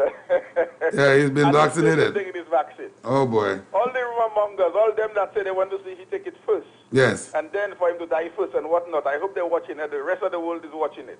Now, you know, Dr. got hers already. Inspector Seeley got hers already. Even Dr. Stephen King, the ex-pathologist, he's already. what do you mean, even the man is a doctor in the front line? Yes. Yeah, that's stupid. So yeah, boys, that's really You know what? an amazing moment. You know, the only thing I'm missing, caller, is that I'm not there with the PM. It's live on television. Look, he's taking his now. The Minister of Health has taken hers. Yeah, I'll speak to the minister. of Health But and Jay, I'll I'm take going to care. ask you the same question that I just asked my brother Peter, Mr. Josie. Why is it that the scientists, the doctors, the people that know much better would take the vaccine and our little ordinary, and don't answer brother Peter because you already did. Why is it our ordinary man on the street is making so many stupid statements in regarding to take the vaccine? I will tell it to you again. I will tell it to you again. And I hope you don't have cause to ask anybody else that question again. I want to continue. Since the time of the coronavirus, it has been politicized in St. Lucia too much, and that's the problem we're facing. Yes. And I don't think that's a question you should be asking anybody again, because a lot of people know exactly. Yeah, they are politicized. That's They have no. politicized that My coronavirus goodness. thing in St. Lucia. You understand? And when I'm listening to different programs and I listen to something, and imagine I'm going to say, Sam is my friend, but I mean, some of the times, and Sam is Sushasna's friend, he's the Prime Minister's friend, and there are things he knows and he does let go on his program too much. Like, for instance, last night, a girl called twice, back-to-back week, and saying, oh, Shasta closed all the business and his supermarkets are open. But you believe that? What these people want me These are people that are not in tune with the Something I times. explained, he has nothing to You know how do many years you sold those market, and supermarkets? he's just a landlord. Yeah, I didn't get what They you said. said that a caller called last night and said all Shasni has everybody else's place, business is closed and his supermarkets are open. Yeah. Do you know this is somebody that's not in tune with the time? How many years has it been since you sold the supermarket? 6 years. But what I'm telling you there, what I am telling you there, as a responsible talk show host, you should know better and don't allow these things to go My out. goodness, exactly. You know what I'm trying to tell you there, Champagne? Just like, for instance, you there. That's why I always say something and I guide you with that from the beginning. I tell you, once you don't know something, Yep. either you end it I there or don't- tell the people that is you right. don't know or move on to another That is what I subject. do. Because the damages these things could cause. I'm telling you something. St. Lucians are happy that Shasney family don't believe in lawsuits and they're getting people to cut black is white, you know. Ah, a Because lot of people. a lot of the media houses would have been shut Yeah. down by now. Yeah. Especially the one in the morning, every morning, full in the blood of garbage. Now, Jay, I don't want to cut you, but today we want to take some more Oh, calls. I know. I'm Okay? I just called to just let St. Lucians know about that historic moment there. Yes. All right, thanks. All right, thanks a lot, So my as I friend. was saying, that voter, Champagne, somebody who was an agent of my opponent. Okay, somebody who was an agent of my Peter. opponent. So we have just switched. The Prime Minister's wife now is taking a vaccine at this time. Hello, good morning. Bonjour, Monsieur Champagne. Bonjour, monsieur. Ça nous fait maintenant. Moi, la Kachebe. Bonjour, Monsieur Josie. Et Bonjour. bonjour, Monsieur Papa Premier Ministre. Bonjour frère, bonjour. Oui, Champagne, Oui. ça moi, je voulais dire bon matin. Ça, c'est un crêpe chair pour supporter ces oppositions qui ont menacé la vie moun. Juste la vie Papa Premier Ministre qui a menacé. Et puis, c'est leader opposition pas qu'à sortir. Fait en commission de la baisse supporter pour Oui, yo bagay faire. Yo bagay fait ça encore là.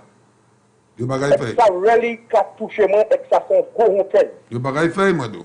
Et puis moi je veux dire c'est supporter ça en dehors là. C'est bagaille ça là yo qu'a fait avec la vie yo pour la petite opposition. Tout ces bagaille ça là parce que laisser même ça là en gouvernement yo pas mettre yo pièce. Alors moi ka dit ça pas bon assez et puis yo ka vite ver ça les social media tout partout parce que moi en commune bon matin là yo vais bay papa premier ministre ça really en hotel. Alors moi ka dit leader position sorti exé en commission dans la baisse du portail là pour tout ce bagage ça là yo ka faire. Oui. C'est ça moi je veux quitter aujourd'hui à Champagne. Okay, Bana. Beautiful. All right. Now the caller is asking for the Labour Party to condemn certain statements that have been made on social media. You think this is ever going to happen? No. I don't think so myself. A beautiful morning to you. Hello? Hello, good morning. Hello, Good morning, sir. you can hear me? Yes, we can. Okay. Champagne, Yes, sir. I told you I would call you back Yes, you did. and tell you why people should not vote for the leader of the opposition. But first, in terms of the election fraud, I can tell you something that happened in 2011, which I experienced myself. Yeah. There were a few people from the Redwi area who voted in 2006. That's people who were from around the coast. Wow. All right? They lived in Redwi. They lived in the Rodney Bay area for a while, in the housing area there, Redwi Heights, Redwi Orchard. Yes. And all of a sudden in 2011, they could not find the names on the list. 5 years later. Yep, they called me. I called the chief electoral officer at the time. I said, what kind of thing is that? Look at the list for 2006 and look at the 2011 list. He checked, he told me, hey, I noticed. He told me, what can I do for you? I can send you a supplemental list. I tell him I'm on the road, but send it to me at the Rodney Bay supermarket. Fax it to me at the Rodney Bay supermarket. I have some ties in there. So that list was faxed to me inside there. The list had other names though. I only called to speak about 5 names, but it came up with other names too. So I took the list and I brought the list in the polling station. So who knows that the amount of other names that could have been padded onto that list. You understand what I mean?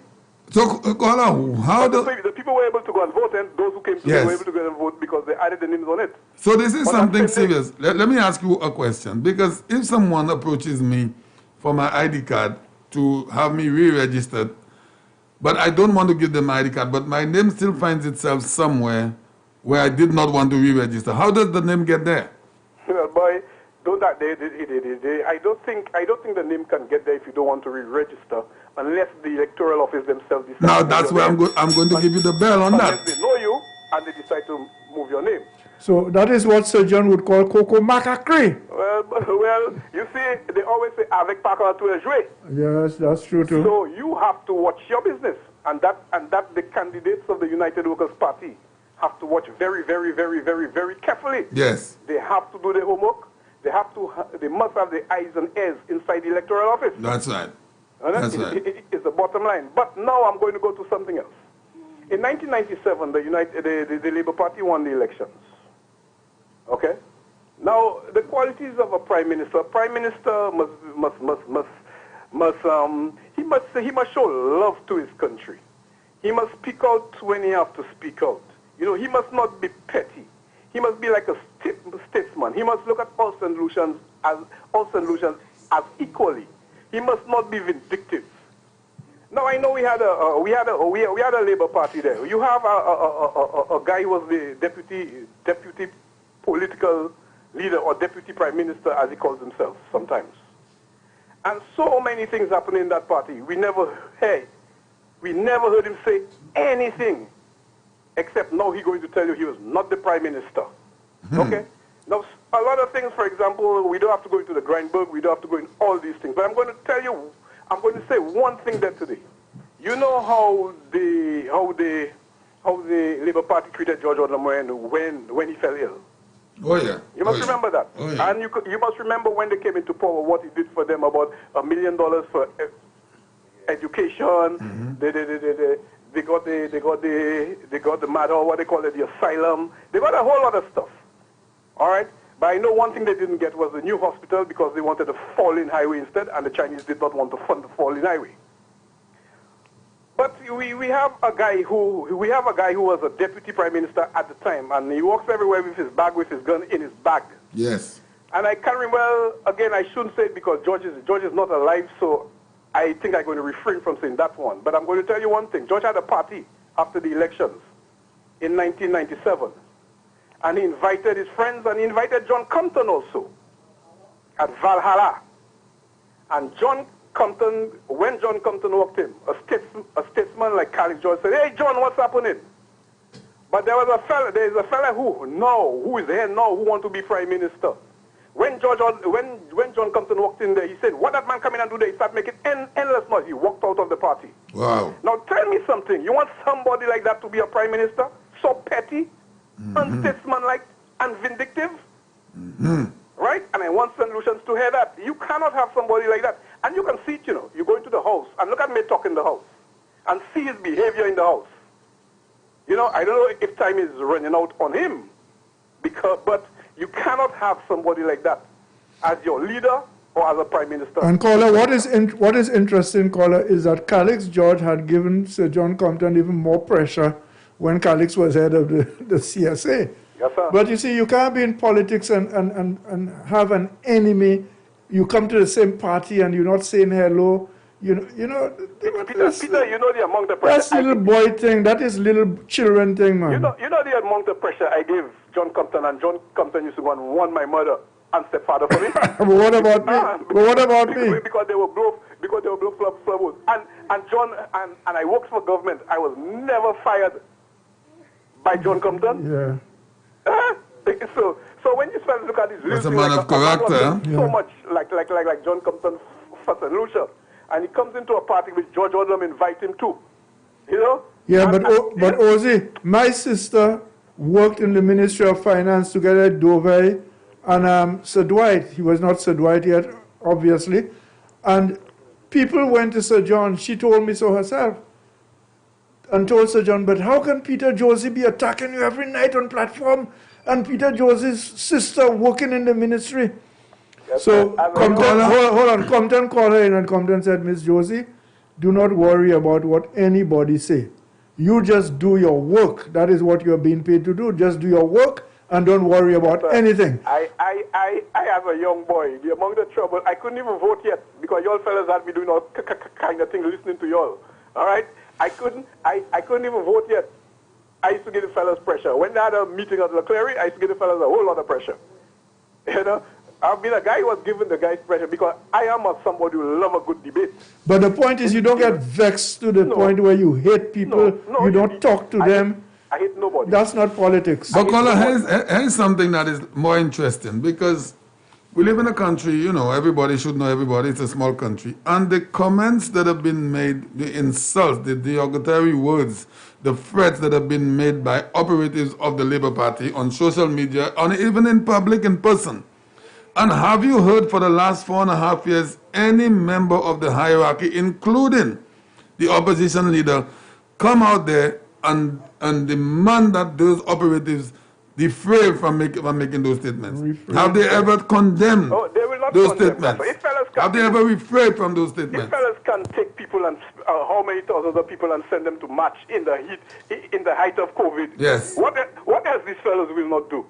So our people, the St. Lucian public, should look at those things closely. If you could support those kinds of statements from some of your operators, why would you vote for these kinds of people? See, that's why I'm saying it, so people cannot forget it, because another one they should not forget is after the Labour Party won the election in 1997, and they went and they had that convention in Babono.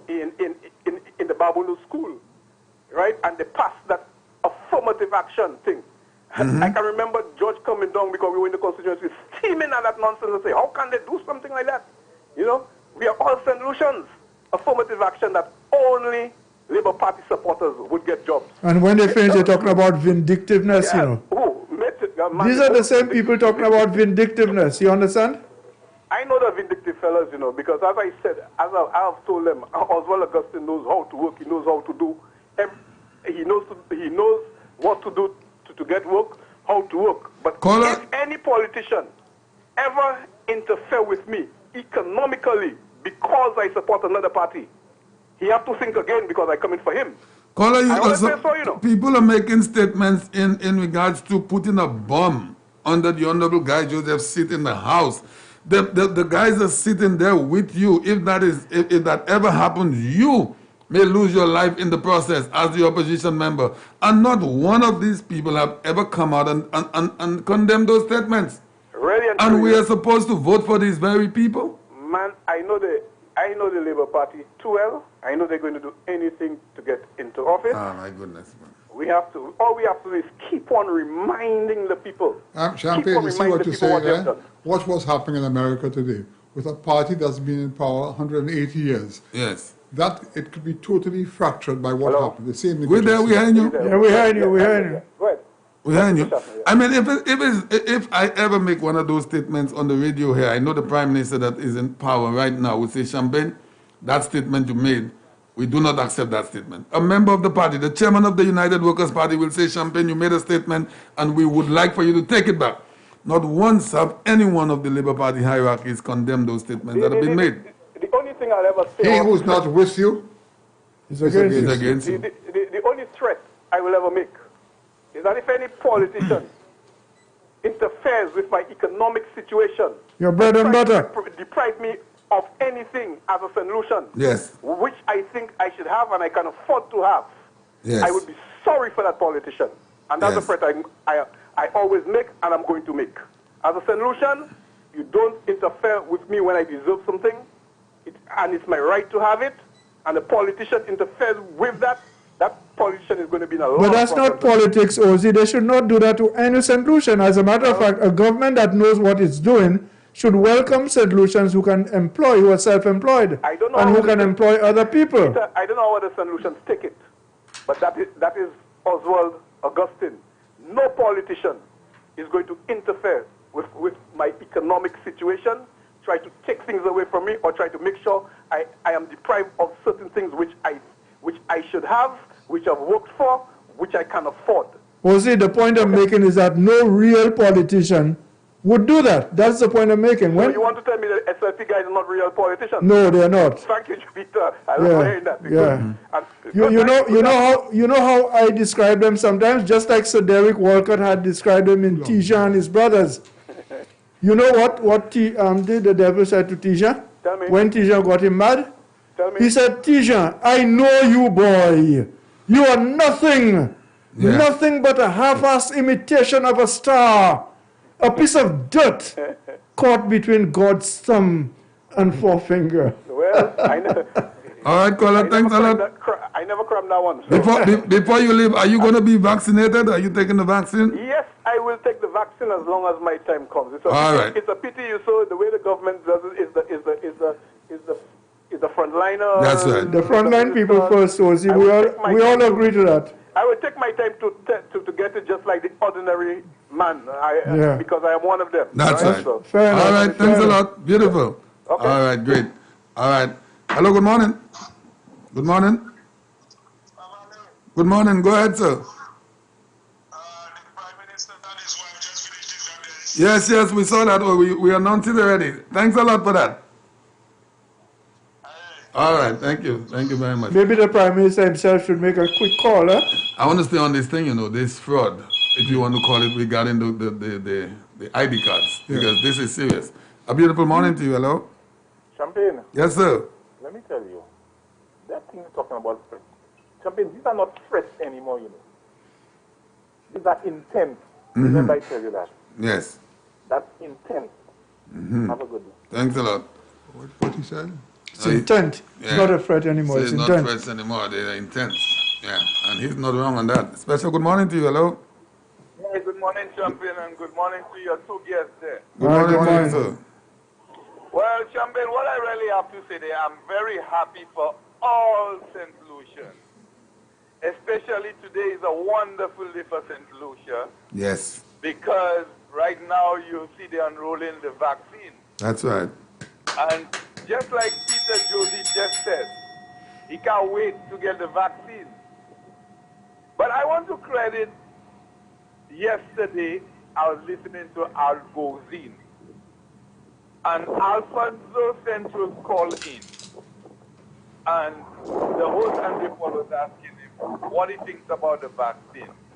But I don't want to go into the details how he, analyzed the vaccine. What he said, I will take the vaccine. And he wishing for every St. Lucian to take the vaccine. And he explained why you should take the vaccine is a form of protection. And just as Sir Michael mentioned in his preamble, he said, people always go out there, and when they go back in the house, you does not know who you contract the thing, and you give it to your loved one. Now I exhausted that. But the biggest problem I have with we St. Lucian, So you put it on there. most of those people, the elderly people who passed away with COVID, forget about the different symptoms they had and they got COVID. But the biggest problem, in my opinion, is the very young people. When you ask them to follow the protocol, they are not following protocols. Now, they have the grandmother, the grandfather, the auntie who's elderly people. They go in the house, say, well, of course, you love your family. You'll always give them a hug, spend time to talk, and you're not even knowing if you have that. Now, this is how those people end up getting the COVID. Now, my point is, we all need to take the vaccine. And I endorse in that because moments ago I just saw the First Lady and the Prime Minister of St. Lucia just took the vaccine and stuff like that. So that is a leader who leads from the front. We look at the United States of America when the vaccine was unrolling, and you saw the cameras was on Joe Biden when he took the vaccine. But here in St. Lucia, instead the opposition now goes public and asking people to take the vaccine, there ain't nada. And I agree with Sir Michael. The vaccine is in St. Lucia. We're going to get another batch to make sure every citizen in this country could be vaccinated. I totally agree.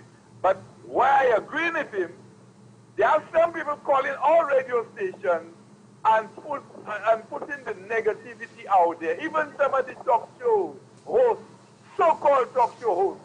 Praise God, I have been to the United States, England, and wherever, and I never had problems with the law. I could go there, spend how much time? I know I would not get deported because I go by the law. But the point I want to make is that if the vaccine there, you don't want to take it, nobody makes you to take it.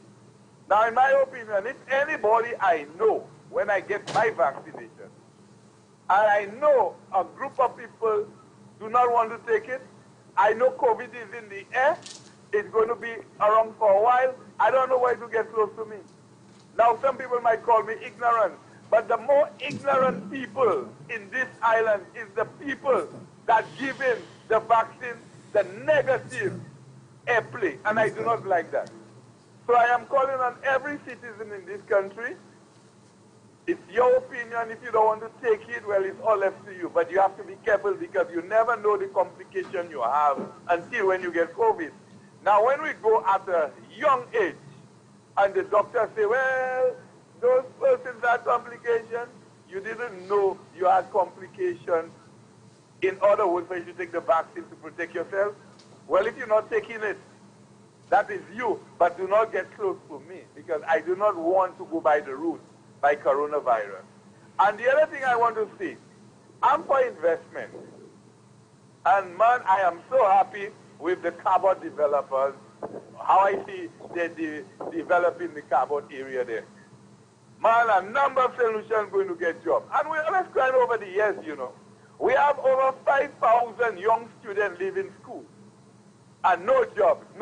Under the St. Lucia Labour Party, and Oswald Augustine mentioned, the only investors that Labour Party have gotten under the reign, it was when George Odlum was the foreign minister. Yes, he got the stadium and many more because I was a Labour Party supporter. I was in the group of George Odlum, the constituency group. And those guys, most of them for themselves, because those guys don't really care about development. The only thing they're there to do, man, boy, I want to go out for politics. And just, put the divisions and what have you. And in no time, guys having 50 acres of land, condos over there. And that's how those guys want to live. But to develop a country, them fellas have no foresight how to develop a country. And the other thing they does is to try to bring the affirmative action in. But George Osborne had rejected that. He was pissed about that. Because at the time there, I could tell you the name, but I'll give you the name for another show. But in my fairness, the carbon is a very good investment. Because you have that in the north, you have the other one in the south, and that will create a lot of jobs for young people. And the other one I want to mention... I give you 1 more minute, caller.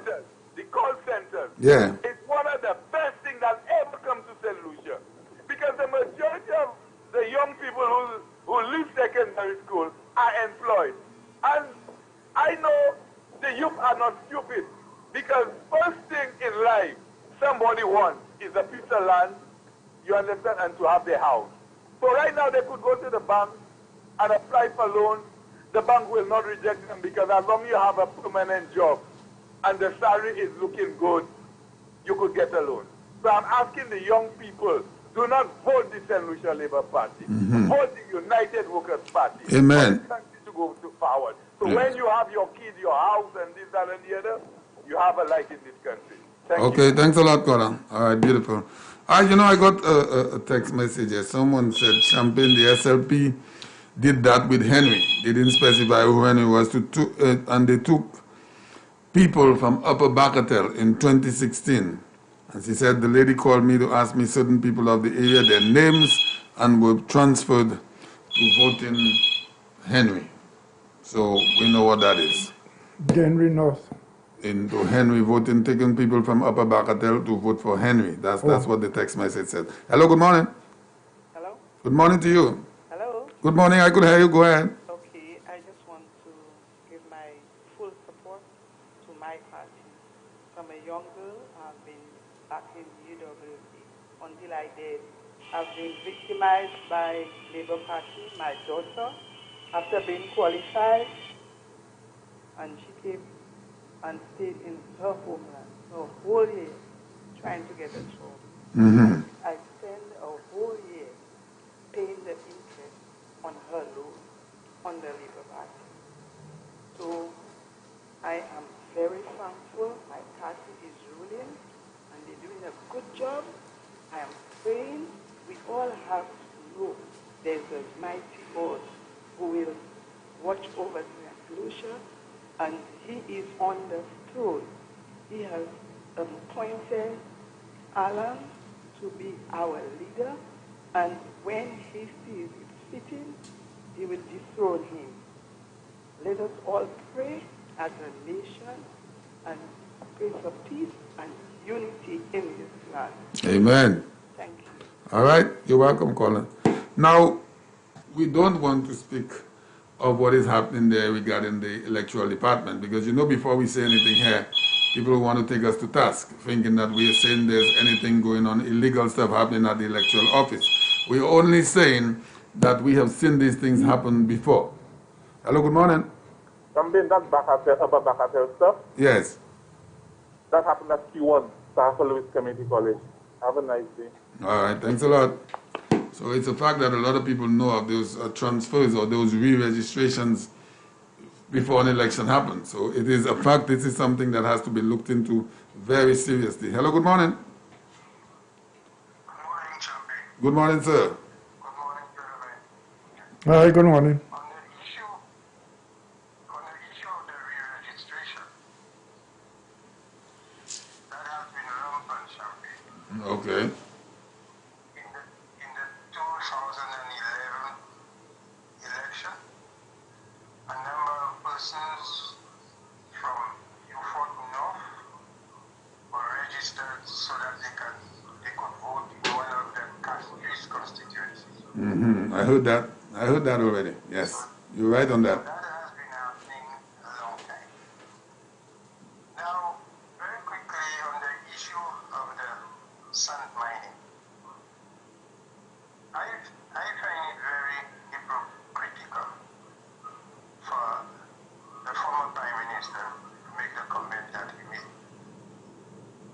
Champagne, I was building in 1998 when the river party was in power. And there was a gentleman who offered to sell me sand. This gentleman comes from a family which is so red, I call it crimson. Crimson. When I inquired of him where he was going to get the sand, guess where, Champagne? At the PI beach? At the PI beach. Wow, you see that? Just made a wild guess. And the reason for that, which I did not have a problem with, was that there was a large accumulation of sand at the mouth of the river. And there was clay, the mouth. So that desilting has been ongoing for decades then? That has been going on for years, Champagne. Yes. I can tell you for a fact that the local councils from Dennery right down to Lapri have applied to the chief engineer for permission to extract sand from the mouth of the river. Wow. Champagne, could you imagine the amount of sand when you stand on the east coast on a windy day like is happening right now? There are times when you have to close your eyes because the wind blows the sand onto your face. Yeah. Very strong. So caller, let me interject you. Let me interject for 1 minute, please. Sorry. So if this thing has been ongoing for 2 decades or more, over 20-something years, why would a former prime minister knowing, but he should know that this thing has been ongoing because he's from the area, he was the prime minister. Why would he make such a statement as if that they're damaging the beach and all this kind of stuff? Champagne, it is illegal just to go onto the beach and collect sand. But as I said, there are times when you have to take these measures because they are indeed protective measures. The answer is mischief, Champagne. Political mischief. Then there is a build-up, there's going to be a build-up, and then you never know what can happen. It's true. Now, you never know when there will be a deluge. I mean, we are in February and people are... Champagne's question is, why should the former prime minister make that statement? Yes. And he made it because of political mischief, caller. Of course. Thank you. I'll tell you more. On one occasion, I saw a number of vehicles coming out of a road near the Canals River. So I inquired what was going on. It was like a convoy. And I was told that sand was being extracted from the lands belonging to the former representative of Fort North. Cicely. Well, he didn't say who it was. Again, when I inquired... I know the land. When I inquired, I didn't have a big problem because so much sand accumulates on the land. I understand, I didn't see it myself, but I was told that the sand gets in almost a quarter of a mile inland. Wow. That's a lot of So sand. people could extract sand without necessarily destroying the soil. The or beach itself. Yeah. So if there is controlled extraction of sand in order to prevent further destruction of the area, because if there is a build-up, the water builds back up, and there is a flat area higher up land, the area will be flooded. And the Prime Minister knows all of that. The former Prime Minister. For years and years, the former Prime Minister, yes, sorry. He knows that for years and years, the various councils have applied to the chief engineer for permission to remove sand from the mouths of the rivers. I know one of the rivers keeps changing its estuary simply because of the build-up of the sand. Right. The river has found it necessary to change its Change course. its course, yeah. Yes, because the wind blows, keeps blowing and the sun accumulates. The Prime Minister knows all this. Former. So it's really a continuation of his bluff. Yeah. Mischief, like Brother Peter If said. the Prime Minister is so concerned about preserving our marine resources, why did he get into the deal with Grindberg? I need to give you the bell on that. I said that this morning. Why didn't he get into what? Why did he get into the deal with Grindberg? Oh. He wanted the Isle. He wanted the Are you there, Isle. caller? Yes, I am there. Yes. You want me to answer that question? That's a tough question for me to answer. He wanted black gold. Well, Champagne, the best person to give us the information was the former Prime Minister himself, and this is one time he has remained mum. Yeah. But I think he, of all persons, should never even talk about anything to do with the beach and the ecosystem and anything. Not him. Champagne, you know of the parable of the talents? No. Where one was given 5 talents, one was given free, another was given 1. And the one who was given 1 just put the talent under a stone. Okay. So when the time for reckoning came, he simply went underneath the stone, took the talent and returned it. Yeah, you knew where it was. Now, there was a fourth guy. That guy was the former Prime Minister. He did not put that talent underneath a stone. He threw the talent in the ocean. So when the day of reckoning came, he couldn't even show the one that was given to him. Yeah, he couldn't get it back. So I like that version of the Bible that you just gave there, caller. So that's the version according to, don't say your name. That's a new version. To somebody from the south. That's a new version. I like that. In other words, he was more stupid than the guy who just hid the talent. Much more. He threw it into the ocean where he could not even recover it. Oh my goodness. This is an interesting thing. Thanks a lot, caller. Have a good one. I will consider that a 42nd independence gift from you, caller. Thank you very much. Thank you. All right, beautiful. All right.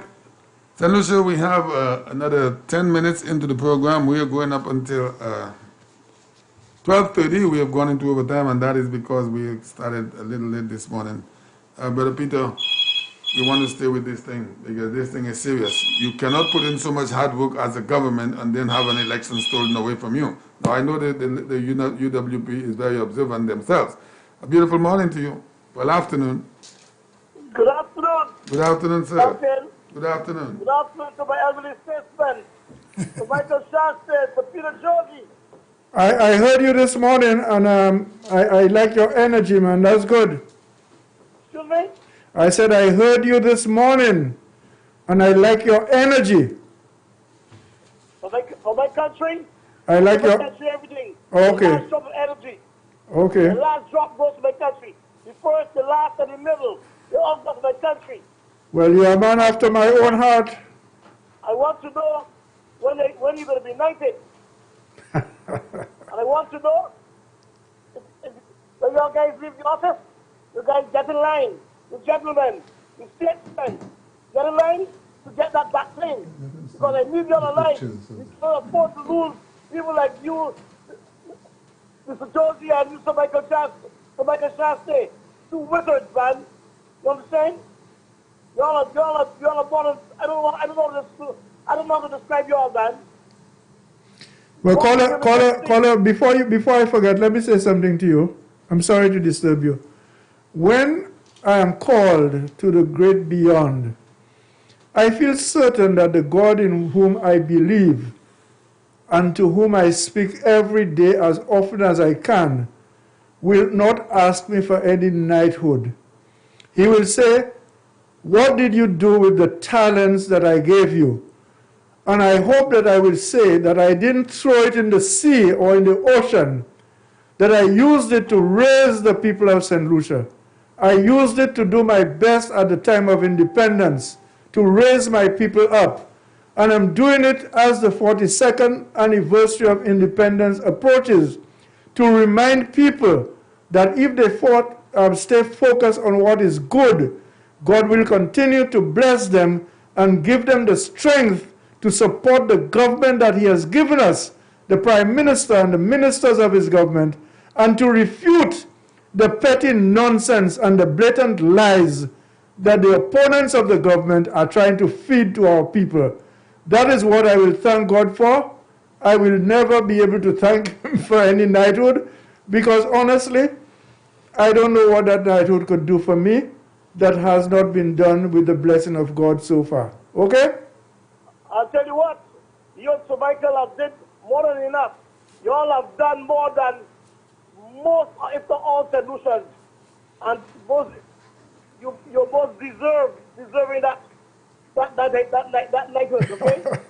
And I want to report, I want to tell all solutions, do not let UWP supporters, do not let the SLP people intimidate y'all. Make sure y'all go to the poll and vote. Don't just talking don't just talking and say it on the air. You guys need to support our great leader, our visionary Prime Minister, Sir Alan Michael-Shasta, and the dream team. The dream team, that's what I'm talking about. You guys have to do that, because this election is the most important elections, I think, in the history of St. Lucia. This one is do or die, break or make. And this Sir Alan Michael-Shasta, we're going places. We're going nowhere as the places. That's what I'm talking about. Gentlemen, I love y'all. Thank you very much. Thanks a lot, caller. All right, thank you very much. And I support fully, caller, what you just said. I agree and support it 100%. I think we're going to now view yes. Okay, St. Lucia, so we, as always, Sir Michael, in his curiosity, as he says, always goes around our beautiful country, and we have some footage for you today regarding some of the projects that are ongoing and those that are proposed. As they appear on the screen, I will describe what so it he's is. going to narrate everything that is happening. Mr. Cameraman, when you're ready, please. Yeah. But I am going to continue to stay on this thing throughout my programs in the coming weeks because of this re-registration of persons in the various communities or the constituencies. Can you see? Yes, I think this is the Cul-de-sac Valley, right?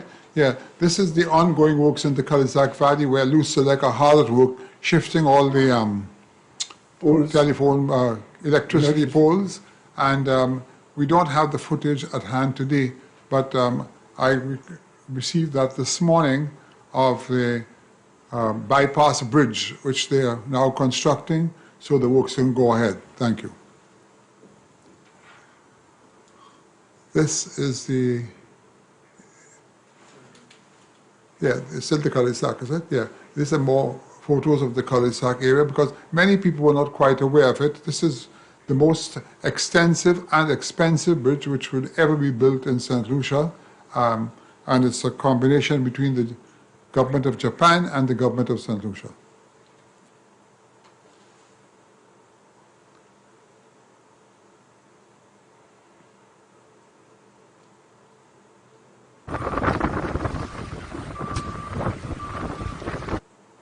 Yes, and this is the airport. Am I right? Yeah. This is the Huronora Airport terminal, which is being constructed.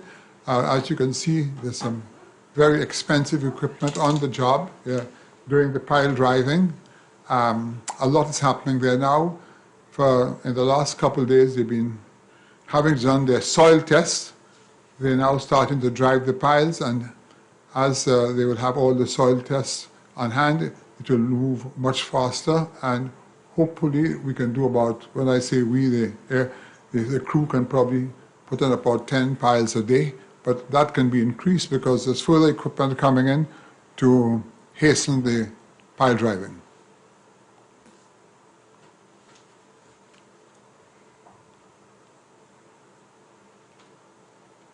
Yes, these are all the expensive rigs and soil testers. Yeah.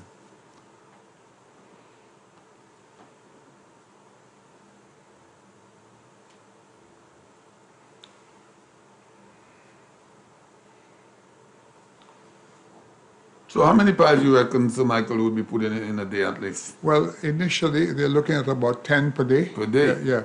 But that, as because they were doing that in combination with the soil testing. Right, But right, once the soil yes. testing is over, they probably can go up to a greater amount. But they're going to get another pile driver so they Yes. can double what they're doing. Okay. Yeah. And we understand it's 1,800 piles are supposed to be put in. I understand it's 3,200. 3,200? Yeah. Wow. So I'm told, yeah. That's it for the footage? Is that we have some more? You have any other? You have? Okay, good. Well, that's it for now, folks. Later, How far is the cladding next at time the I will hospital? be able to give you the update on the St. Jude's Hospital. And I will get some photos of the roads up north and also the new open air market, which has just been completed. Thank you very much. Okay. Sorry, Sam. All right, so we got a little bit of footage. Yeah. You Sorry, asking Peter. that? You That's asking okay. You answered the question. I was Okay. asking you about St. Jude. Yeah, yeah. All right, St. Lucia, we have 2 minutes left into the Well, program. that's it, yeah. And Thank you so gentlemen, much. any Well- last words from you, Sir Michael? I Well- know we didn't cover a whole lot because we tried to stay on the vaccine Yeah. that's happening today. But It was many things to discuss today. We didn't go into a lot of detail, but I want to thank St. Lucia for their contribution today and be able to pass on whatever we found, and we will continue to do so. I've just spoke to someone at the St. Jude's Hospital, and a tremendous of work has taken place from Monday this week. Today is Wednesday, so by the weekend we'll have some more footage for you of what is going on. Also, the Cul-de-sac Bridge, there'll be more to talk about, and hopefully once the government can get the vendors away from the old Dyer Mall and bring them to their new home, we'll see a transformation, because much work has to be done there, because the old Dyer Mall is going to be completely restructured from what I understand. So that is where we are. Thank you so much, Champagne. Thank you, St. Lucia. And you see how beautifully the government has accommodated the food court vendors Yes. there at the Bois Mall. Huh? Yes. I mean, it's not like they just threw them out into the streets. Not at all. They accommodated them Yeah. because the building now is in the hands of private owners. Yeah, and the facilities too, eh? Yeah. Yes. Toilet facilities. Exactly. Yeah. And So this is everyone- a government that is really caring about its people. That is correct, yeah. That You is know? correct. Over to you, sir, Mr. Yeah, I just want to invite everybody who is listening to us to watch NTN on Sunday, the 21st. This is this coming Sunday, because I did an interview with Rick Wayne at GIS to mark the 42nd anniversary of our independence. I was a little surprised that the moderator, the person who was asking the questions, had the book Foolish Virgins from Rick Wayne Foolish Virgins. and asking questions from that. Because at the time, Rick and I were not the best of friends, and even George Odom he was annoyed with, but he's quoting George, and some of the things are so inaccurate that it's not funny, and Rick actually used part of it again. And it gave me an idea, Champagne, which I will share, and I hope Rick is listening. I thought about it. I was prepared to let all of these things go, all the negative things that has been written about me, not said, especially written. But now that I'm approaching the end of my own autobiography, my own writing, my life story, I have decided, you know what? Anything that is in print which people can read about me that is not factual, not truthful, I will rebut it in the nicest way I can and give the truthful bit of information. So if anything, if I came out with anything from this interview for the 42nd anniversary of independence, when I stayed home and I reviewed it and I looked at that book again, I said, you know, I cannot leave this to posterity. I cannot let that be my legacy. I don't want my grandchildren and generations to come to read about this and to think that is how I was, and that is the truth. That's not true at all, some of what that were quoted about me. Okay? So that's what I'm prepared to say, but I am inviting St. Lucians to watch on Sunday, NTN at 5 o'clock, I understand, it will be played. Okay? All right. Thanks a lot, sir. And St. Lucia, thank you very much. I know most of you are glued to your TVs on channel, NTN, the government network television. And the administering of the vaccine is ongoing, and the Prime Minister has taken his, the Minister of Health has taken hers. I'm understanding the Prime Minister's wife also has gotten her shot.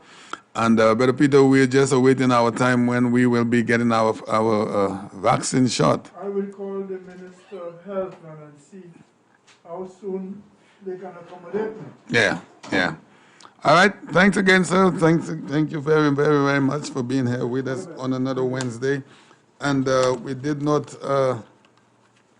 do too much politicking today. We stayed a little bit on the vaccination that is going on at this time in St. Lucia, but it is good news. It is a special day for St. Lucia because this coronavirus, we and all of the rest of the world would like to see the back of this coronavirus.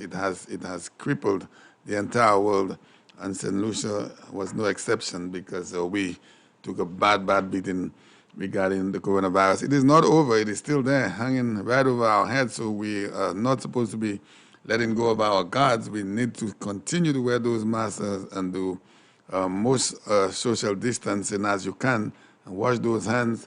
Don't bring it like Sir Michael said, take it and bring it to your loved ones at home. So I am happy to see what is happening today. I wish I was one of those frontline workers, or I wish I was one of those that they would call in today to get my shot, because I would definitely get the shot. But I want to stay a little bit on that, because when you hear some people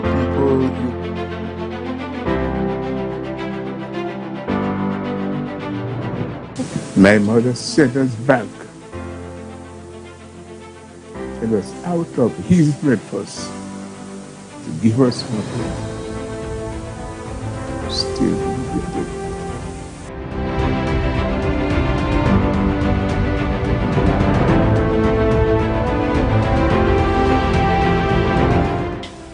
Things were very difficult with my parents, and my mother opened a small bakery in the Castries area.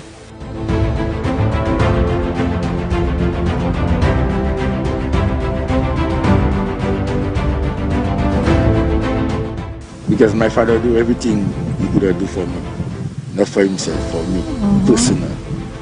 And from there, when I see my mom, I just stood and I just remember my mother and my father every day, how they take it so hard to bring us up. And I seen from today that I have two disabled children from mother. The mother asks for freedom, and they don't want that freedom, you know.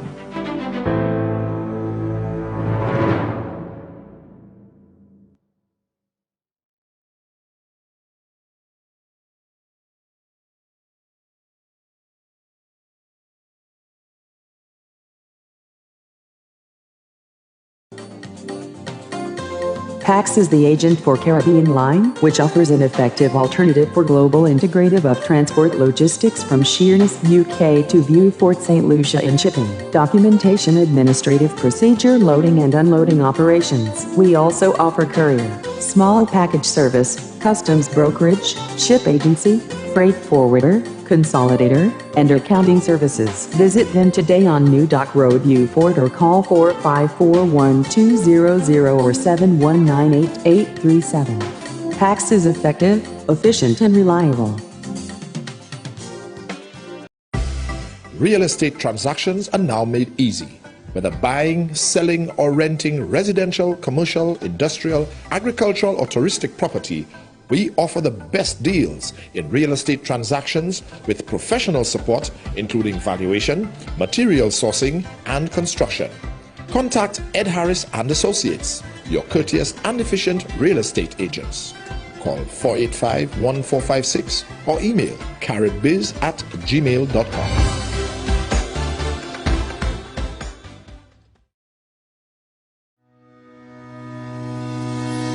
Do you need to copy or print your document?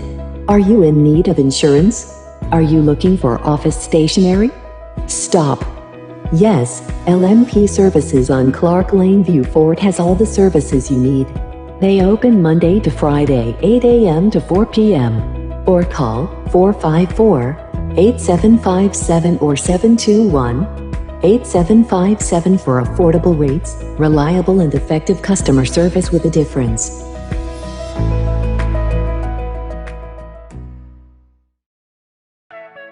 Nestor's Auto Parts, located on the Labrie-Vieux-Fort Highway, is your place for auto parts. We have suspension parts, mounts, brakes, shocks, and so much more. We specialize in accessories like mats, batteries, horns, lubricants, and much more. We're open from Mondays to Saturdays from 8 to 5 and Sundays on most holidays from 8 to 1. Lò ou pri, Ernesto kay de pou you.